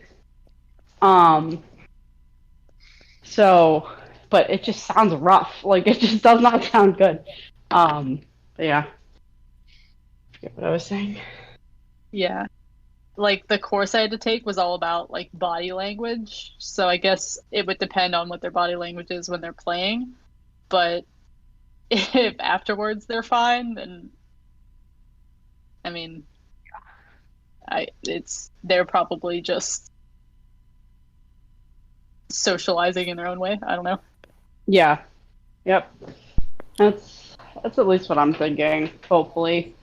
Because it seems that it mostly seems like Zelda's like, I want to play, and she's being real cute and has her little belly like flopped over, and she's like slightly pawing at Tate, and then Tate just goes like hits her really hard, and Zelda's like, what the fuck, and then they start fighting, and then yeah, that's just how it goes like every day. Yeah. And then Well, Zelda will if just they- follow Tate around.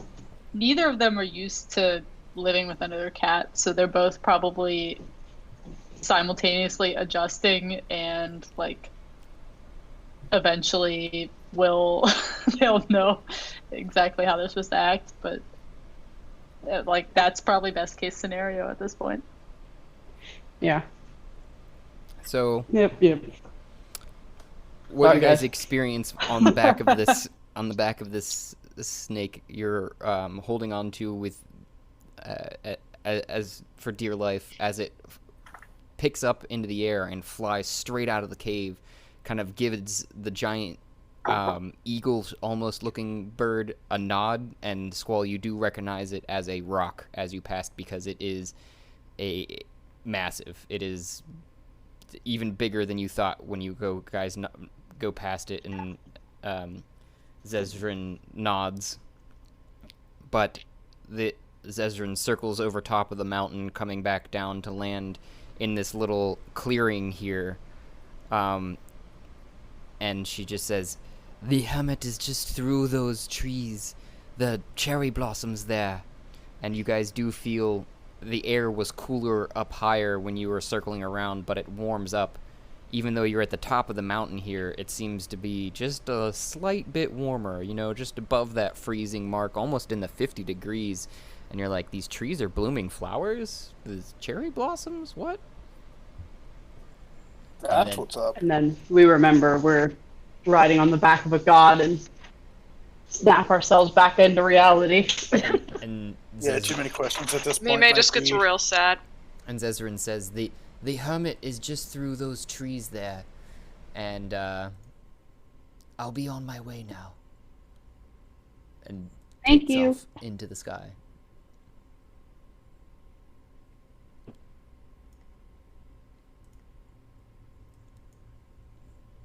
That's cool. Snake. Do I know if these trees naturally grow in this climate? They do not. And Zeph, as you pass through the boughs of the low-hanging cherry blossoms, you notice a dryad, scantily clad in just vines, standing there. Well, hello there. I believe you are here for the hermit? And she steps to the side. And you've already been blessed by a fine mountain in your flower wreaths.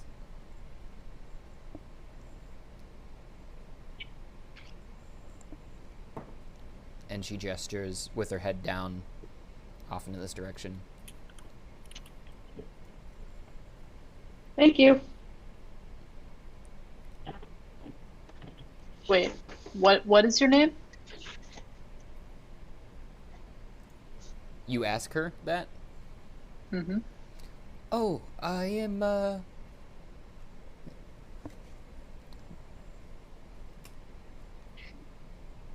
Willow Blossom. Willow Blossom? Mm-hmm.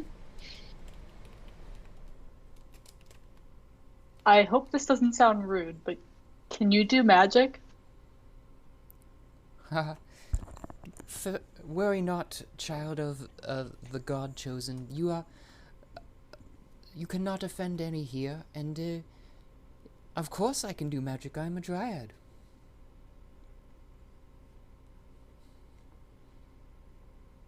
Kind of magic?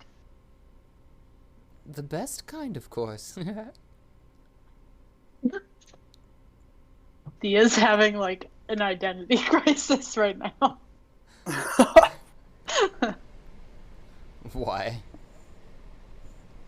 I don't understand. From hats off. So yeah, I guess hats off. Like Thea's like, where does my power come from? And she's like, this nature person can do magic, and I can do magic. Am I a dryad? But like, she's not. But she's looking at this person who's similar to her. You know? Yeah, I got you. I feel you now. That's The the identity mushrooms are crisis. still. She's also high.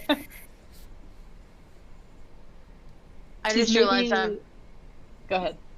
I just realized I've been muted. I was talking this whole time. Oh, I'm sorry. Oh, The worst. it's okay.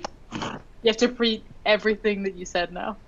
Oh, I was just whenever I got to like here and Josh was like, "You see a dryad?" I was like, "Oh fuck!" It's like not these guys again.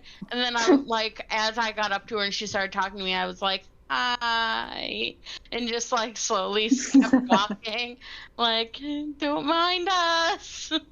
And there are, as you move forward, dryads just kind of standing along the path to a small girl that seems to be sitting in a chair, a rocking chair, next to a hut. I'm gonna lean over to Thea and be like, I think they stole a child."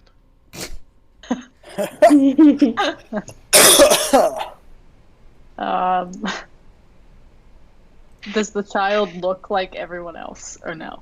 Do they look like the dryad? No, oddly enough, and this is just because I don't have a character token for this, but they are clad in completely black leather from head to toe, with What? with heavy piercings on their ears and tattooed arms and legs, sitting in this chair. It seems, to use a hats off moment, like a biker chick sitting in this chair. Oh, so not like a child. I lean back over and I'm like, that's a badass child. It looks like a child to you, though. Just visually. Maybe they didn't kidnap her. She looks like she can handle herself. Maybe we should go see for ourselves. Are you saying you want to pick a fight with this child? I'm just saying, just like in any situation, I'm naturally going to be abrasive. But I guess if she reacts like someone that is held against their will, then maybe we should do something about it. If not, then maybe she's got the situation under control. Yeah. Sounds like a plan. All right. Idril, you What's standing- going on over here? Are you? I'll explain 1 second. There, Squall. Idril, are you just standing back in this clearing by yourself, or have you followed the party? Sorry. Yeah, I followed the party. Okay. Sorry, I'm a little in the same boat as Sarah, but I'm trying to multitask. I just Yeah, we're wanted. multitasking for the same purpose right now. That's the funnier part. This is one intense wedding, is all I gotta say. And for this reason, What? I said that's one intense wedding, is all I gotta say, because this is the same wedding you've been working Yeah. on since the beginning of July.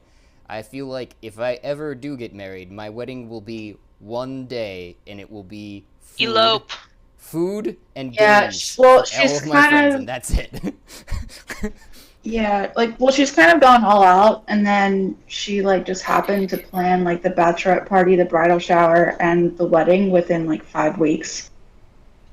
So it's like 1 week is the bachelorette party, skip a week, then it's the bridal shower, skip a week, and then it's the wedding. It's just like oh Try to have all of those in 3 days. yeah, it's yeah. That's what I did with my brother's wedding. That's why nothing was on time. Yeah, your brother's wedding was crazy, but But it was short. That much I appreciate. yeah, but he also probably didn't have like super huge standards. No, hell no. Exactly. Like Meg wants everything perfect. Psh, as long as it happens. Squall. I mean, maybe not perfect, but You see I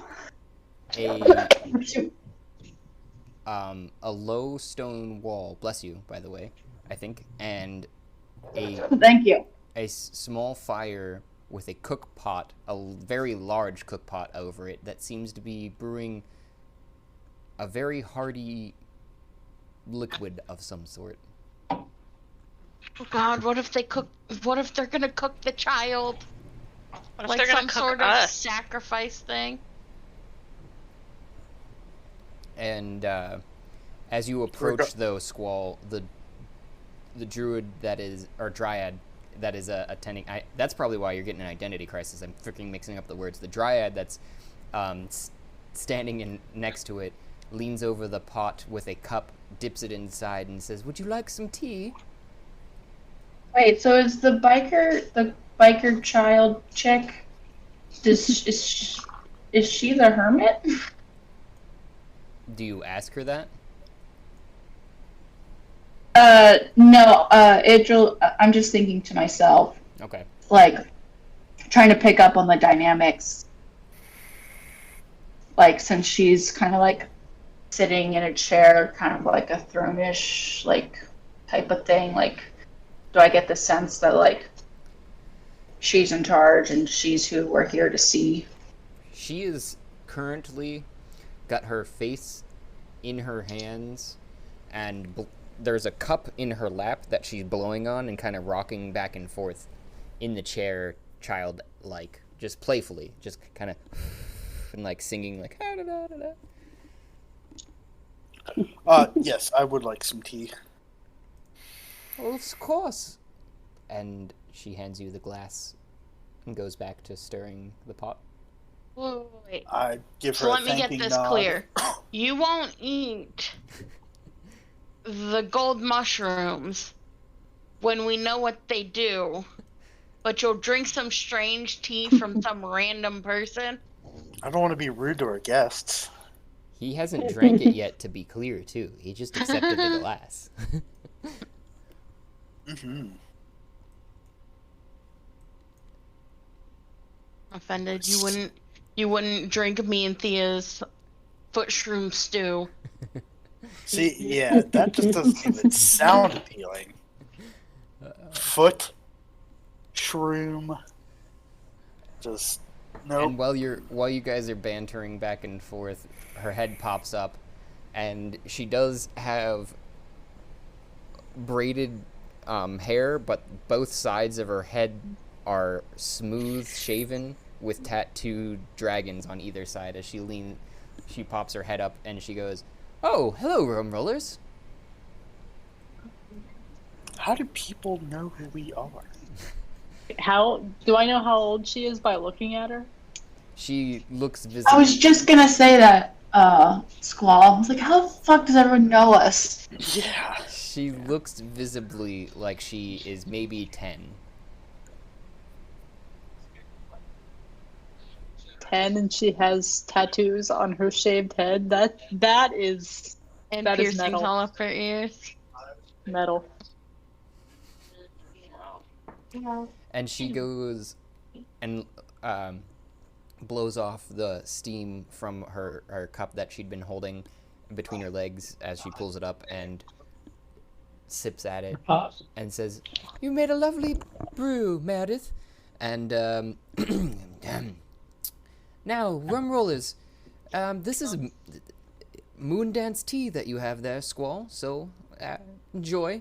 But I am the hermit you have been searching for, and it appears you have been God-blessed, and you are now bodily emissaries of different gods. Hence you're coming to me. She blows on the tea. Takes a sip. Some of you have been visited by them. It seems too. Others will be soon, don't worry. It seems, Thea, Gold Petal, you've been God-blessed by Flittish, god of orderly nature, as well as fecundity and the hunt, and represented by and takes the form, other than her human form, of course, of a deer, a hound, or a cow. And her tree is the willow. I can send you guys these all afterwards, but I have them worked out for everyone. Yeah, please. Yeah, and then can you say that? What was that first word? Which first word? Flittish. The name of her Flittish. goddess? Flittish. No. Oh. She said if you were blessed by. Blessed by the goddess Flittish.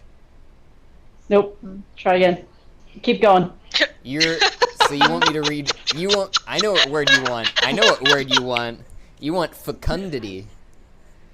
Yes, that's the word. I didn't that hear word. the fuck, and I just thought you called her cunty. I was like, the fuck? Oh. Got it. Flittish, fecundity, and the hunt, right? There's more than that, but yeah. And nature, orderly nature. I'll send it. Don't worry. Idril, Okay. And she turns her head to Idril, and she goes, "Idril, you know who you are blessed by. It seems that would be Canunus, and he's apparently linked to you through his your tattoos there. As am I." She strokes the tattoos along her head. "But I am linked to another god. I'll explain later. As following, you also, he's a god of the wild in its true form, and he is similar to Flittish. I'm going to say you broke out into song like that, and Yes. Shia, settle your haunches. If you'd like to hear yours, I will get to you if you let me take my time here. As well, he is similar to Flittish Canunus, and he's concerned with wealth and luck beyond his obscene wildness, and his tree is that of the oak. And then she turns to Zeph, and she goes, "Ah, Zephyrus Frenellum, you are blessed by the elusive Tikbalang, the goddess of the clear secrets. On the rare occasion of being seen, she enjoys the form of a horse, so watch. She is wily one, and she enjoys playful deceptions and interplanetary protections, normally attributed to the shape of a raccoon beyond her horse, and she is in the form, her tree is that of the rainbow eucalyptus." I would say upon hearing her say like that name, she kind of like Gets a flashback to when you were Yeah. when you were young. tear just like slowly rolls down her cheek. She kind of like nonchalantly tries to wipe it away.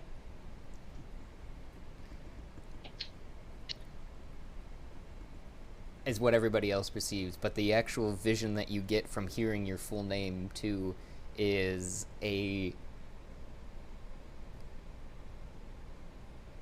that of your human father tucking you into bed at night, and as you're laying down, your head against the pillow, and you're thinking of all the play and fun you'd had that day and how tired you are, a feather lands just on the blanket as your eyes close. Ooh. And then, without a heartbeat, that was just what Zeph was experiencing at that instance as the hermit turns to Shia, and she goes, Shiolano, ha, you don't think I know what your father calls you. Shiolano Gigantium, you are blessed by the goddess Zenith. And possibly Odin. We'll see here. He seems to be vying for some things. Both of them, very similar though, as well that Zenith is mainly a protector of knowledge and wisdom. And you've seen her, you know her, and her giant ebony-formed human skin, but hers is the tree of the lotus flower.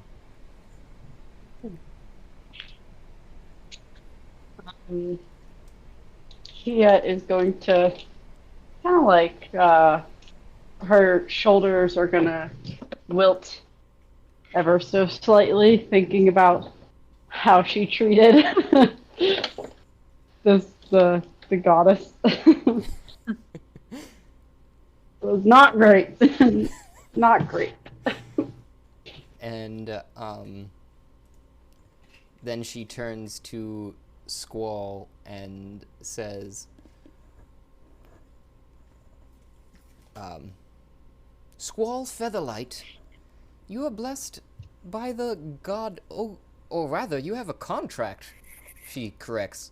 With the god Ogremach. But also are affiliated, it seems, with Amige, known only in his bird form, as old as Tarth itself, a genderless deity, known as an observer and helper of this world, being one with the first creatures to inhabit this universe, and helped by the Tikbalang to and their extraplanetary existence populate this one that we stand on, Tarth. Their tree is that of the Babao tree. And then we have Mame McMeme. I knew I was gonna butcher that one. I made it through all the other ones so well. McMemerson. You did that on purpose, Olivia. It's so good. Meme McMemerson. I want to be a part of that family. Mime McMemerson. I stand corrected. Mime McMemerson. You and are blessed by the wonderful and chillaxed god of Lobo, the god of nourishment, agriculture, peace, and dance. And food, of course food. He takes the form of a carved tiki man mostly, preferring that over his own human form. And he commands peace and celebration. Commands it. And has though, be careful, he has an alternate personality of his deified form in his war form that he enjoys war games of spear dodging, puns, and riddles. And his tree is the Lehue. Mime, when we're done with this quest, I'm coming home to your family, because that sounds amazing. Sounds like a fucking party. Maybe it's like the hobbits of our world. I could be a McMemerson.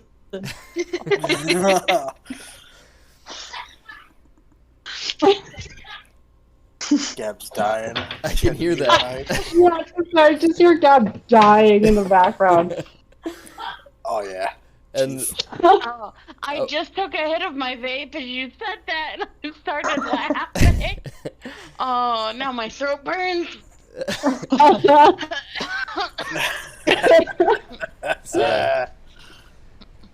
then she finishes with a slight flourish of the cup and downs the rest of the Moondance tea and says, "These connections allow you to draw on their power and gain from their abilities. Some of them will make deals with you to do so even more, and gain even more power to do such.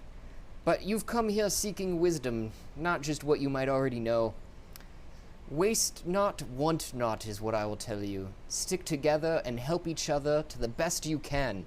And she sets down the cup on the edge of the rocking chair, sets her feet down to stop the rocking, to steady it, and pulls out a bottle from inside of their tunic and proffers it. "Does anyone recognize this ship inside the bottle?" Is it a Dune? Ah, I a Dune. recognize it. "Yes, it seems you have forgotten your friend and your connections along the way." And she hands it off to whoever's closest. I'm reading from here. Zeph is proffering it to Zeph. I think that's a little presumptuous of you, because I definitely did not forget about Adune. I don't think any of us forgot about Adune. It's just, you're Forgot. taking a I'm trip high. on the land.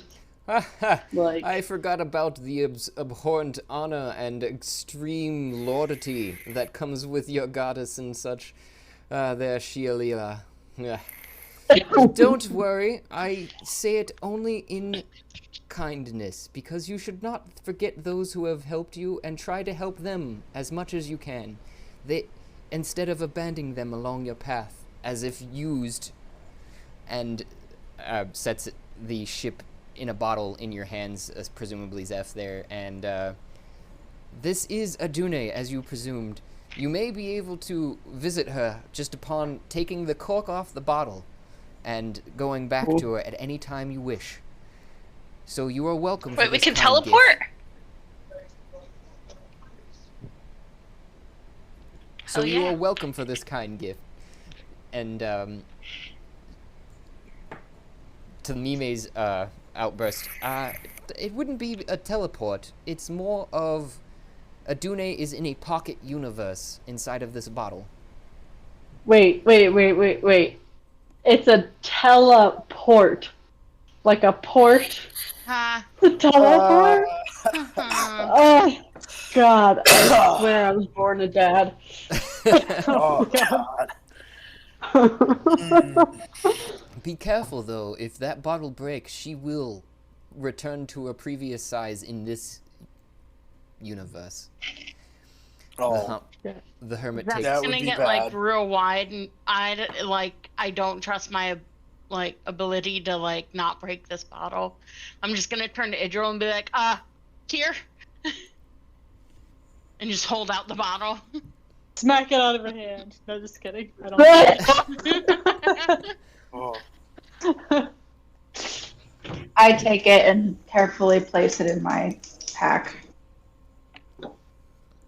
Wait, you guys know how, you're in the game? That was like a true nervous laugh. I legitimately just nervously, that's a real mistake. I felt that. That was crazy. Okay. I wanted to give you that feeling. That was the goal. I got it. While we're standing here, Thea turns to the hermit and is like, "So, you've identified us, but we kind of came here looking for some guidance, and we heard that you knew something about the tree at Tiddlywinks." And she goes, yes, one moment, and she proffers her empty mug off of the corner of the chair over to one of the dryads, who fills her cup again, and she blows across in the steam as it envelops her face. And she says, I am known as the Hermit. That is what everyone calls me these days. Most come to me for a path. Most come to me for an answer. And I have gained much answers from the gods and this mountain. There is actually a hidden talent behind this mountain. You have experienced some of it, but that is just the basis of it. And some of it has to do with how it was formed. And she blows across the mug. Takes a sip. It's good tea. You should have some. And leans back in her chair and starts rocking softly. Says, the mountain was created by me.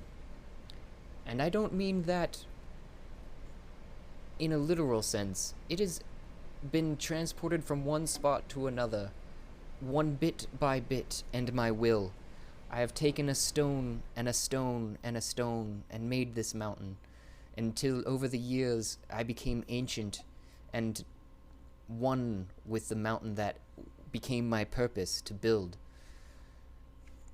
And as I grew old and became no more, the mountain was me and I am the mountain. But the gods would not have me end this way, in an old ancient state, and I'd become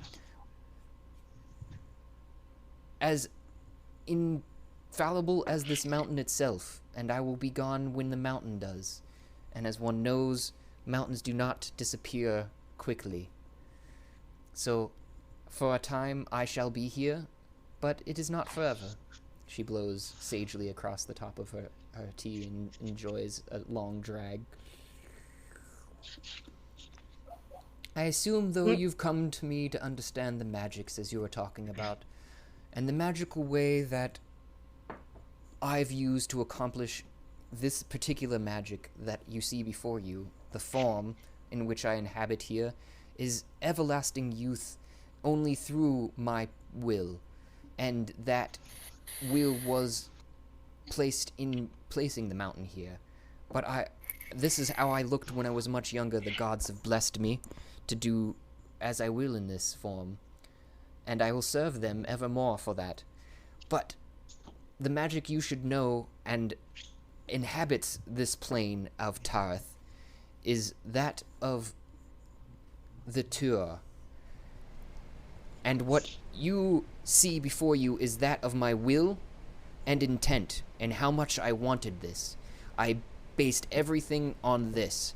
The other thing that you can focus on, beyond the magics of your own will, and how much you want something, that is the basis of magic. And then how much time and effort you put into it. That is the next step and ever-evolving form of magic. And it revolves back into the next phase of magic, which can be viewed as outside of oneself. The first two phases you can achieve in yourself, but the final phase is that of belief, and that which the gods themselves only hold, for the most part, in the majority. They hold the most wealth, if you will, in belief, for lack thereof a better explanation. Because if you believe it and you believe it, it makes it more likely to be true, in a magical sense, as well in.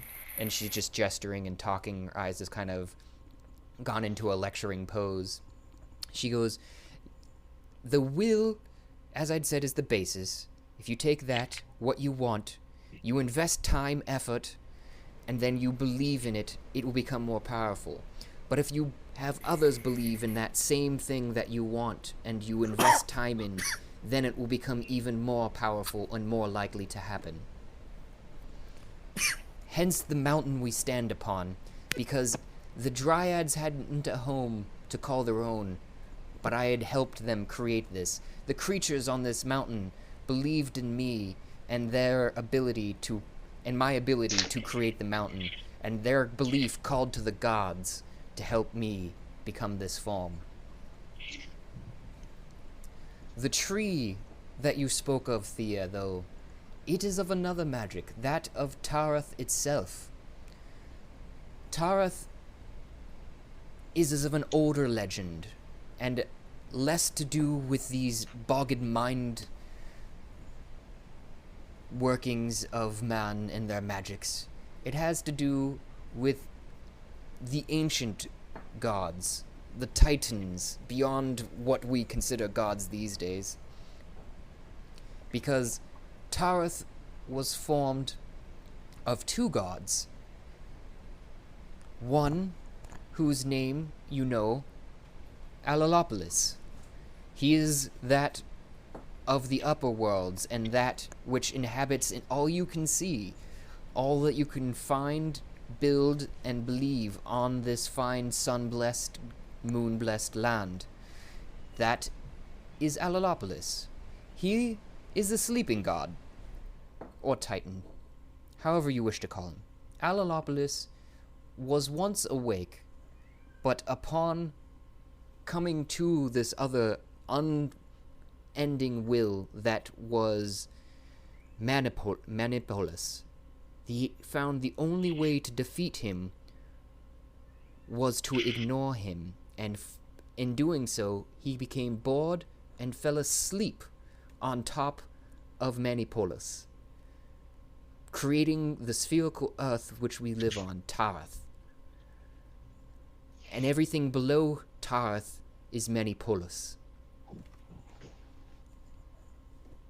which he keeps the only as the only waking god of Titan Tree underneath him. I'm sorry, I'm dying over here.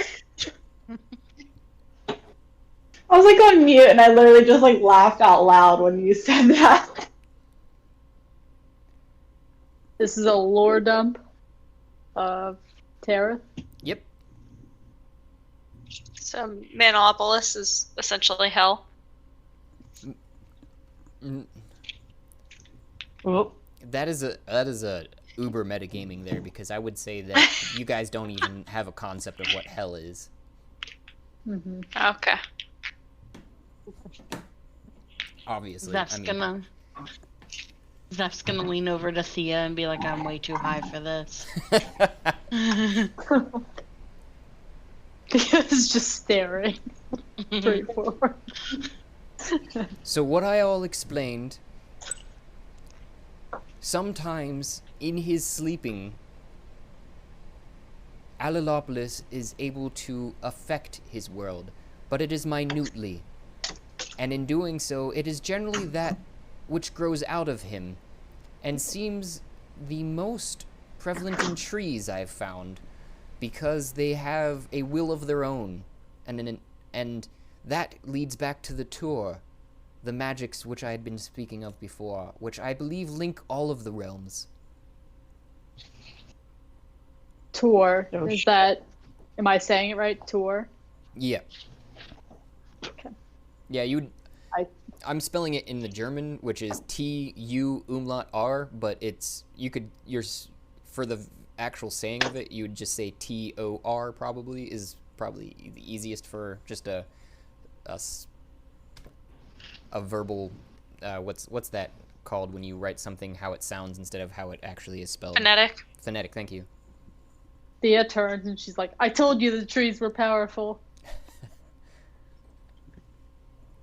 Dude, hats off though. Like, we're literally in our other campaign. We're literally in hell. It feels like hell because it is. Campaign. It feels like hell because it is. I was like, this hell is a sewer filled with enemies. With poop. It's a poop shoot. Hell is a poop shoot. A poop shoot.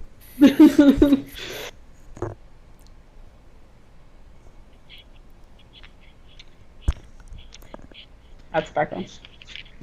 maybe this is, we're trying to get out of the tunnels. Maybe Allopolis is the above ground. You guys don't know any of this in the other campaign, just saying. But correct. Right. Correct. No, I said hats off. yeah, I I enjoy know. this mythology. I know. You have no idea how long that took me to come up with. It's beautiful. Clapping, applause, round of applause, standing ovation.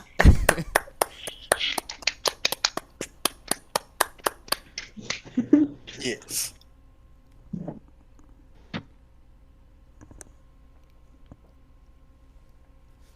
Yeah, it was many hours of just epiphany upon epiphany and connection upon connection, and like writing things down as I think of them, and slowly making it into a cohesive diatribe that somebody can say, and not just random babblings that I have in my head.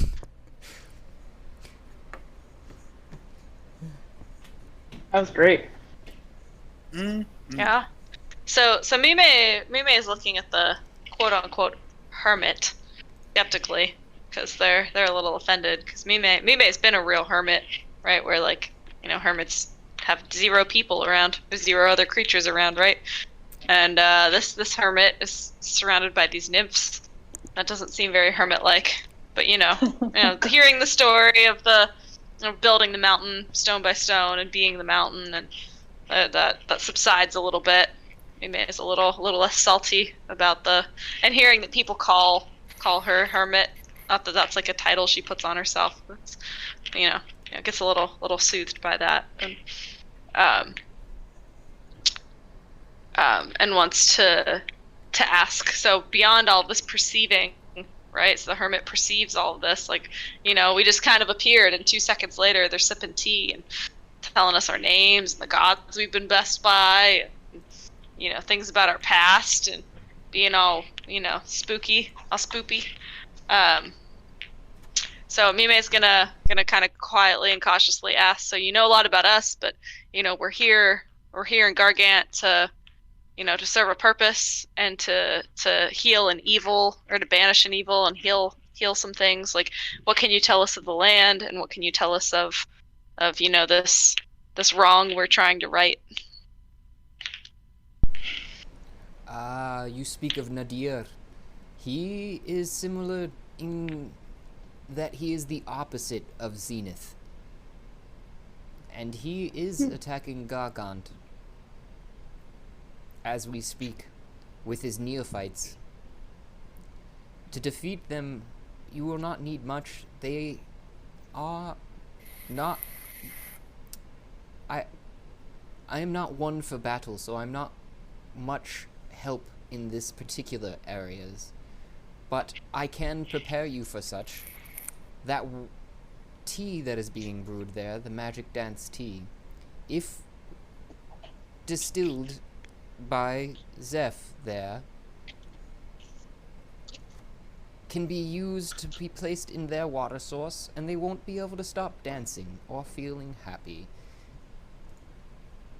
This is a strategy which I've used against them many times, because they are a very serious lot, and they have come to me and my mountain and tried to force their ways upon the creatures and people that pass through my lands, to no avail, only because they instantaneously and forever forget their dubious ways of order and structure, and everything must be a certain way. Because what will be, and you can have a will for a way, but you should not force it on others. You should help them and explain them the way. And this moon dance tea helps with this, but it creates in its distillation a form of narcotic, if you will. Gets a dubious grin and sips the tea again. Okay. I get you. I get the tea you're putting down. Basically, he's just tripping high on balls over there. And he's microdosing. Yeah. Or you have to distill it in order for it to overwhelm you.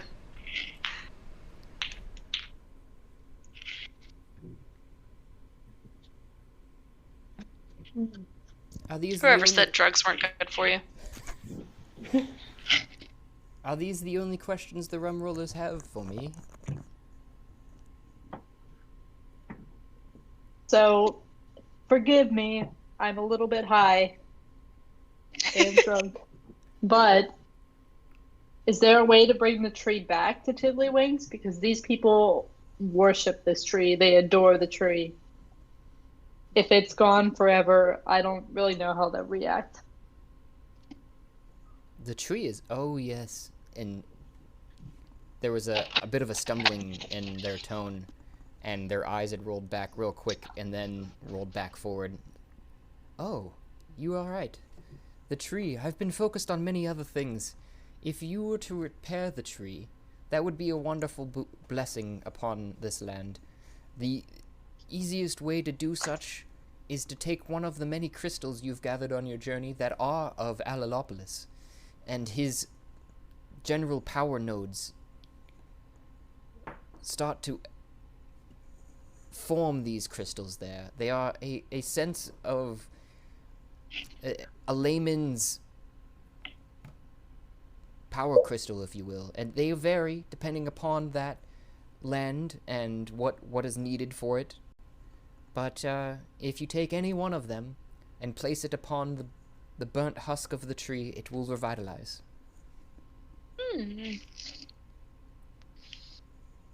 All right. That's good to know. Is there any actual magical powers that this tree possesses? Or is there a god that it aligns to? Or are these people blindly following a tree? Oh, it is most certainly of Alalopolis.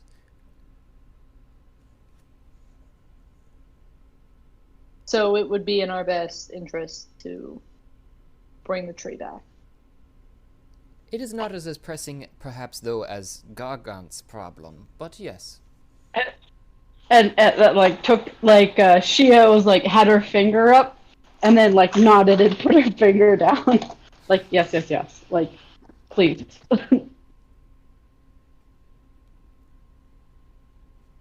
Can we? Okay, so we make the potion. We get to Gargant. Can we ride on the snake? Don't forget, we also have I also have blue liquid from Zenith's Crystal Tower, as well as we have that whatever the jar is that produces never-ending. Yeah, I have a whole urn full of the Zenith water now. Yeah.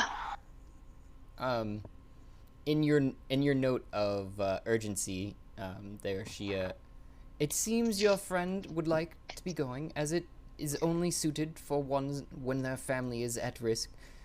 If you would proceed towards the back part of my cabin, I can't ping for whatever reason. Oh wait, because I'm creating. I was in the creation part of the map. Here we go. Back in this direction. There is a small path that leads to an iced-over lake, and you can ride it all the way down to the bottom of the mountain. On the other side, that will put you at Wolfbane's Paths, and they may be able to provide you with mounts for the rest of your journey. How far is it from here to Gargant? Just curious.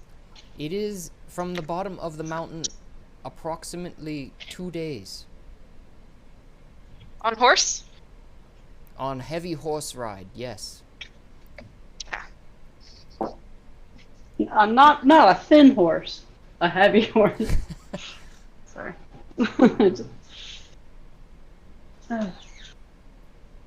So, is the pot tea then? Is there food in there? Or is Oh it just no, tea? we subside mostly off of tea here. I'm sorry. Okay. Now there does seem to be we were made this map, and she pulls out the map and points to it, and it does seem to show a quite large cavern. Is that naturally made, or is that caused by the evils going on? You talk of the crevasse, the ever-expanding, there's another word I was thinking of for this.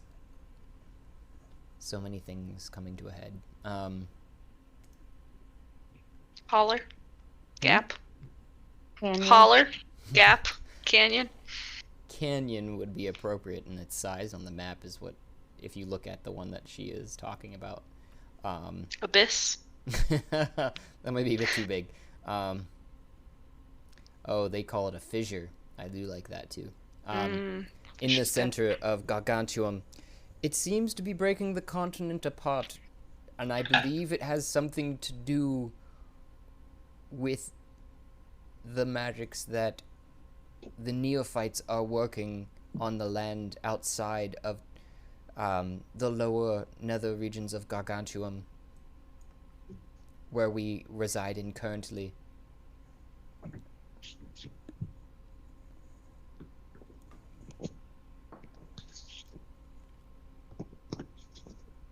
Okay, so we go to Gargant, we fuck some bitches up, and then maybe the fissure gets in control.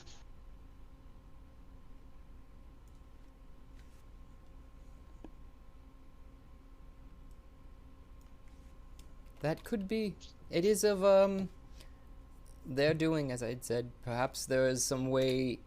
I'm not sure how they're managing that particular magic. Okay. Could be they're sacrificing babies to the Almighties. I don't know. Don't remind us of that. It wasn't a good moment in our lives.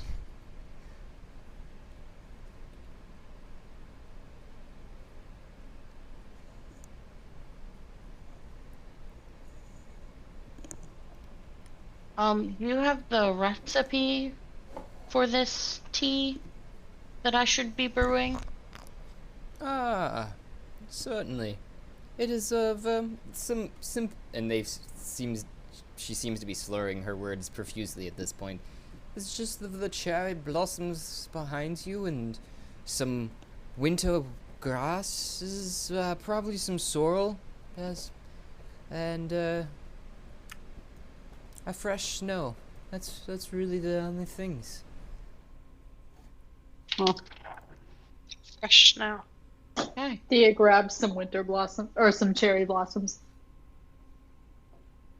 I also have another question for you. And then she's gonna, like, Zeph's gonna kind of hold up her hand, like, doing, like, the one moment thing, and just take a really, really long sip, borderline chug from her water skin. Constitution. 19. And then kind of like take a deep breath and be like, so, my mother.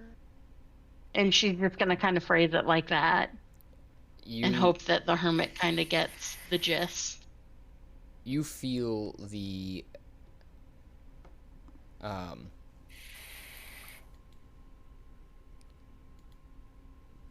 brew that you had drank as you pulled deeply from it just relax your body, and you get only a sense upon what you're focused on now, and this idea that that's the only thing that matters to you regardless of anything else. So you hear the hermit go across the last bit of the tea before wonderful. Ah, Zephyrus. These are things that you will worry about if I do not tell you, I'm sure. And if you ever wish to come back, I will be... you are welcome. And the knowledge which I have acquired, I would say is at a great loss to my own self. Only because after the building of this mountain and creating of all of these creatures, I have been given this foresight, but not hintersight, and I'm sorry, but your past is not in my purview.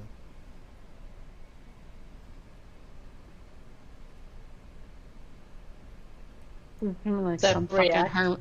some fucking fortune teller you are, and just kind of like wander off to like kind of be in her own feelings and like collect the snow that she needs and stuff to brew this stuff. Wait, Moody okay, scene. so Theo watches Zeph walk away, looks at the hermit and says, "What about my mother?" Ah, yes. Thea, Gold Petal, your mother is also elusive, but I would wish that for both of you, you do not put this behind you completely, because there are ways in which you can settle your past. If you come back after your ventures north, in the centers of this mountain, there are creatures which have come and can help you. Oh my god. In the in this mountain? In this mountain, in this very mountain. But do not forget my earlier wisdoms, and let your friends go by the wayside for your past, because the past is the past, and the future is yet untold. If you do not help your friends, you will regret it. Okay. Like Zeph, Theo just nods and looks down.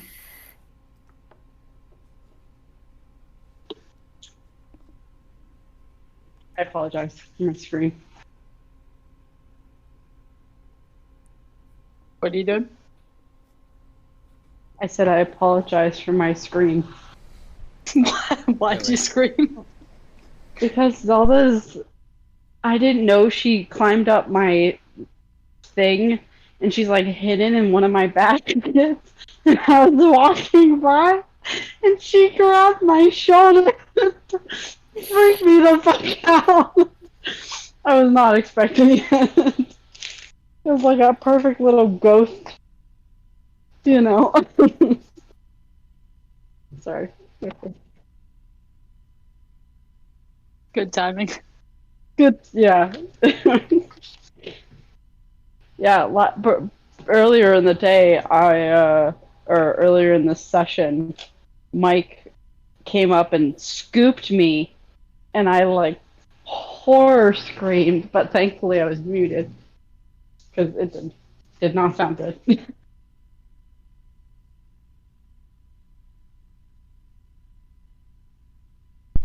Like double scoop or a single scoop? Like a single scoop pickup and threw me into the bed. Oh. Now I'm sad because now I want ice cream. Mm-hmm. Yes. Kind of ice cream though. I'm a chocolate chip cookie dough kind of person, probably. Either that or peanut butter. Have you guys tried that hack where you put olive oil and salt on your ice cream? No. No. No. It's amazing. Don't knock it till Really? you try it. It's amazing. Yeah, I would try it. I probably would try it. I guess I can't say it. My lunch every day will make some of you squeamish. It's peanut butter and pickles. Oh, That's so a I'm not thing. mad about any of I this. worked with somebody who was like, "Oh, peanut butter and pickle sandwiches are the best," and I was like, "What the fuck?" It's so good. So good.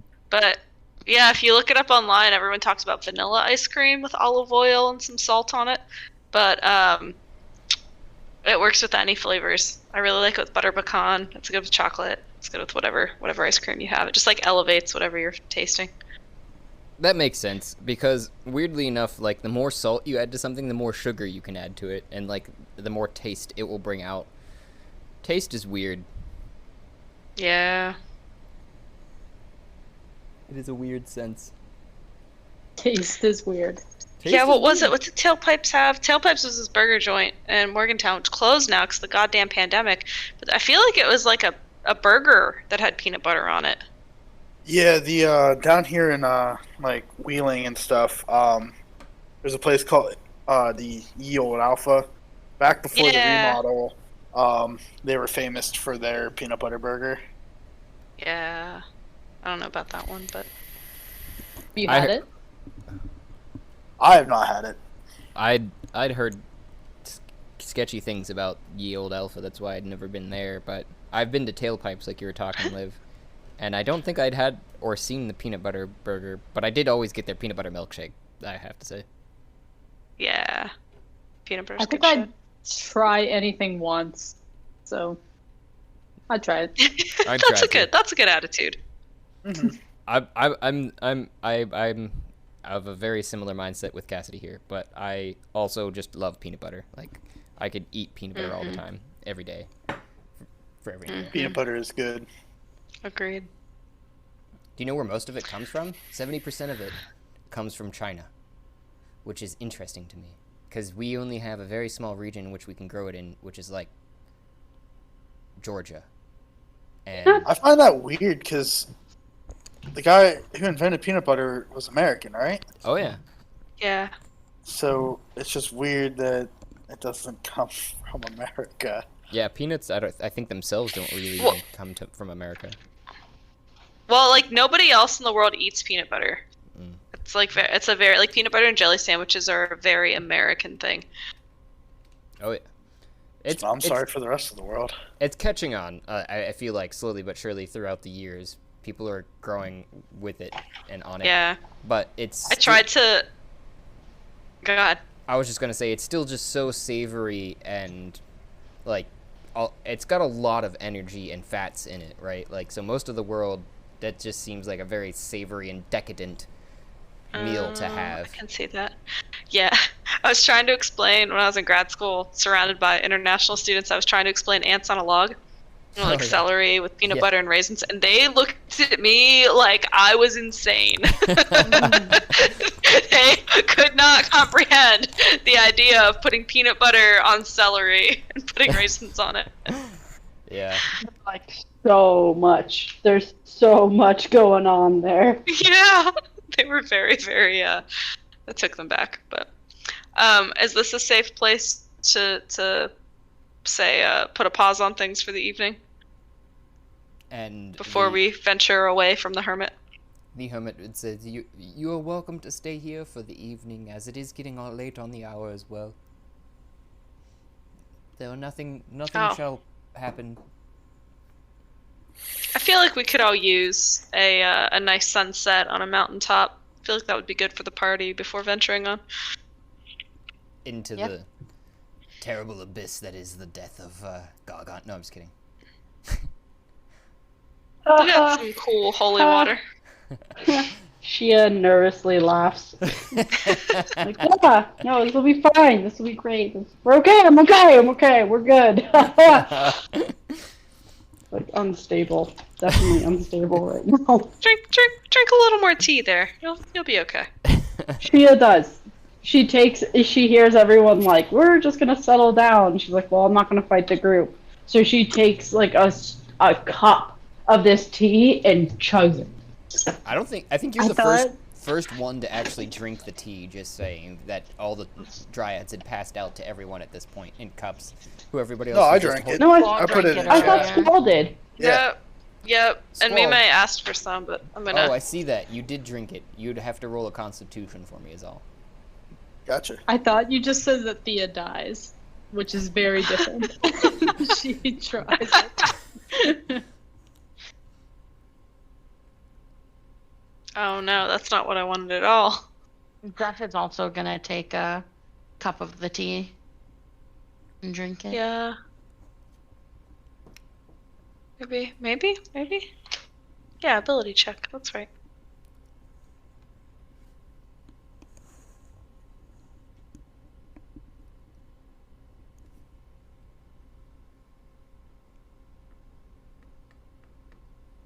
Okay. And I think I need to roll. No, Shields here.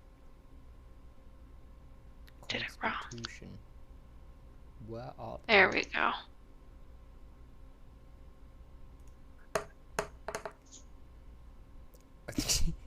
Literally got a nat 1. Was that me? Yeah. Okay. So,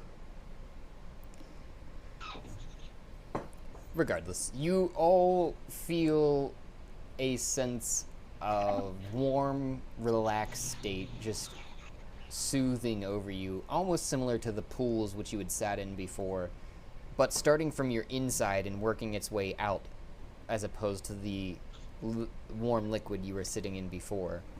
And as it suffuses your being, and the sun sets, and you all are just chatting amiably amongst each other and some of the journeys and the past times you've had, sun sets over the ridge of the mountain, and the moon comes up on the other side, and you all feel your limbs start to wiggle, as if to a rhythm that you don't hear. And the dryads join in. Standing true. And the what? The dryads join in, true to the name. Oh, join in. Okay.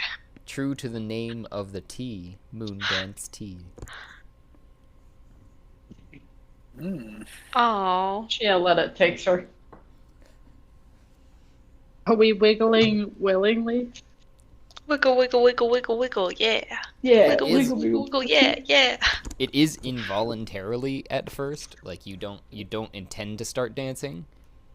So, I mean, you like can try to find a grand and wonderful thank you for those who took the time and made it here, to the end of the episode, where I know sometimes we are long-winded, and others we are just dead silent. Don't know what to tell you. This is raw here, folks. Please remember to like and subscribe, and you can help support us just by listening. But you can also provide even more support, if you like, by going to Anchor FM page and following the support link there. If you do so, I will personally work in an NPC or an idea, whatever you'd like to hear played out.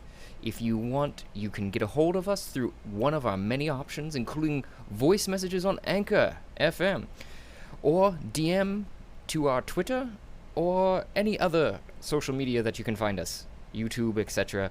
You can share your ideas, otherwise listen for the shout out and thank you for making it through.